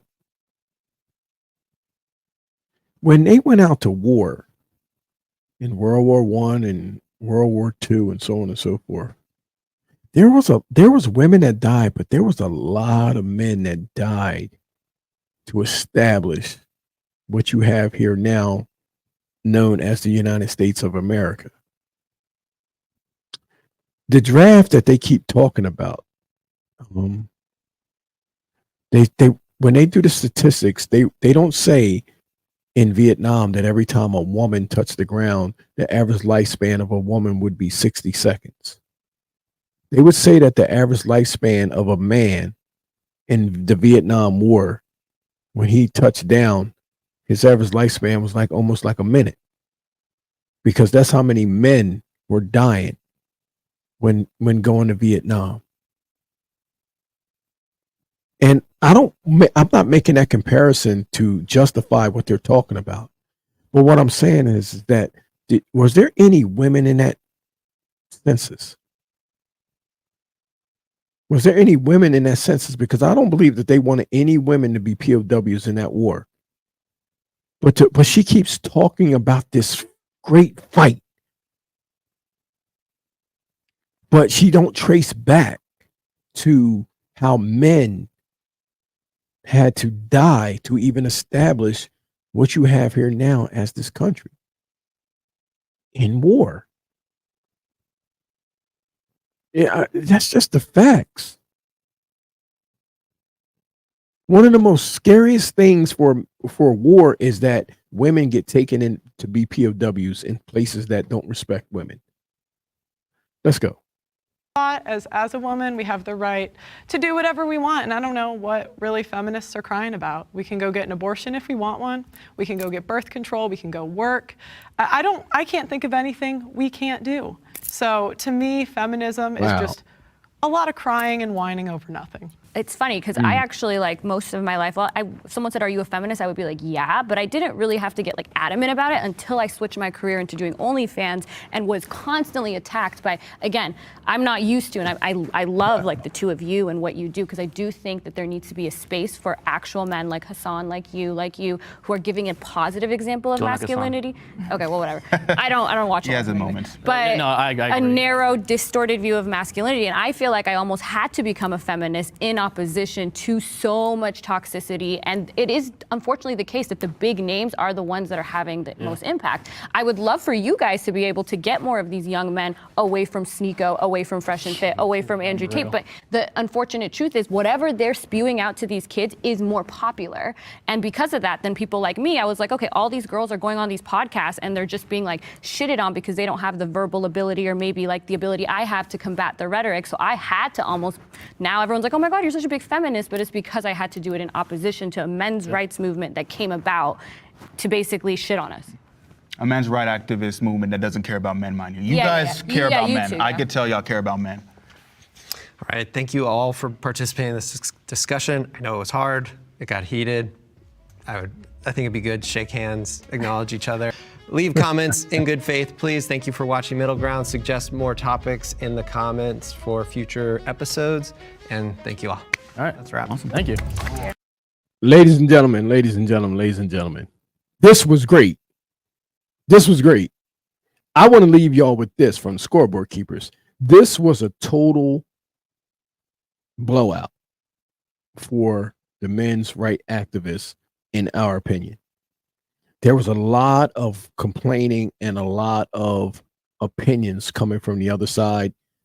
The men's right activists came with a lot of facts. They came with a lot of experience. The only one on the other side that really had the experience was the mom with the children. She was the only one. Everybody else, we found that some people were talking about some things that they was guilty of. We found out that Jasmine was involved in OnlyFans. We found that she's an OnlyFans and an attorney, yet she's an attorney, never spoke about things that go on in court. She knew things. She knows things. If she's an attorney and she's been an attorney as long as she says she has, she knows about how much it costs. She knows about the prices that she charges in order to defend somebody or whatever it is. She knows these type of things, and she never brought that up in this debate at all. The other guy, I felt as though that he was going through some things prior to, to him being an adult, probably some type of bullying or whatever. I don't want to psychoanalyze anybody. The mom, she seemed very unhappy with, being a mother at this point. What did we find out? One of her children is disabled. We find out that her marriage didn't work out. Of course, she's going to be angry right now. She's probably angry at the world. She probably wished that she could go over and do it all over again. She doesn't sound like she's even happy with being a mother at this point, but it is what it is. The other gentleman was talking with his hands the whole entire time. He says he didn't understand what masculinity is. When he's walking masculinity, he has an Adam's apple. He's broad shoulders, very white voice. That's masculinity, man. You are masculine. You're stronger than probably most of the people on the other side of that panel. What I got from the men's right side, listen, man, the straight shooter, everybody over there seemed pretty solid. We found out that it was a mole over there, which was Ariel. Ariel wasn't really shouldn't even been over that side. He was trying to talk like he was in the middle somewhere, in some middle ground. No, you weren't. No, you weren't. You found yourself in the middle, and so were your responses. They really didn't carry that much weight. Most of the experiences that you was talking about was based off of your friends and somebody else. Your friends don't tell you everything. You're not in the house with them. You don't know what went down in that relationship. If your friend was a female and she complained about a relationship, she's not going to tell you at all. And guess what? She probably ended up going back to that guy. You don't know what was going on, Ariel. You just went off of somebody else's experiences and not your own personal. We didn't hear anything about your personal experiences except you going to therapy that you found out that wasn't even really working for you. You found out that you were, you was having fun going out with your friends. You found out to be better therapy than going and sitting on the couch. Ladies and gentlemen, this was a blowout, 60-10. Congratulations to the men's rights activists. You guys did a great job. You made some valid points. We didn't have a dog in this fight. We judged it as fairly as possible. We kept going back and going over what people were saying and found out that people was getting tied up. It was a blowout, 60-10. Congratulations to the men's rights activists. This was scored by the Scoreboard Keepers. Like, share, and subscribe. We'll see you on the next one. Leave some comments and tell us what you think. We appreciate you guys being with us. This was fun. And we'll see you on the next one.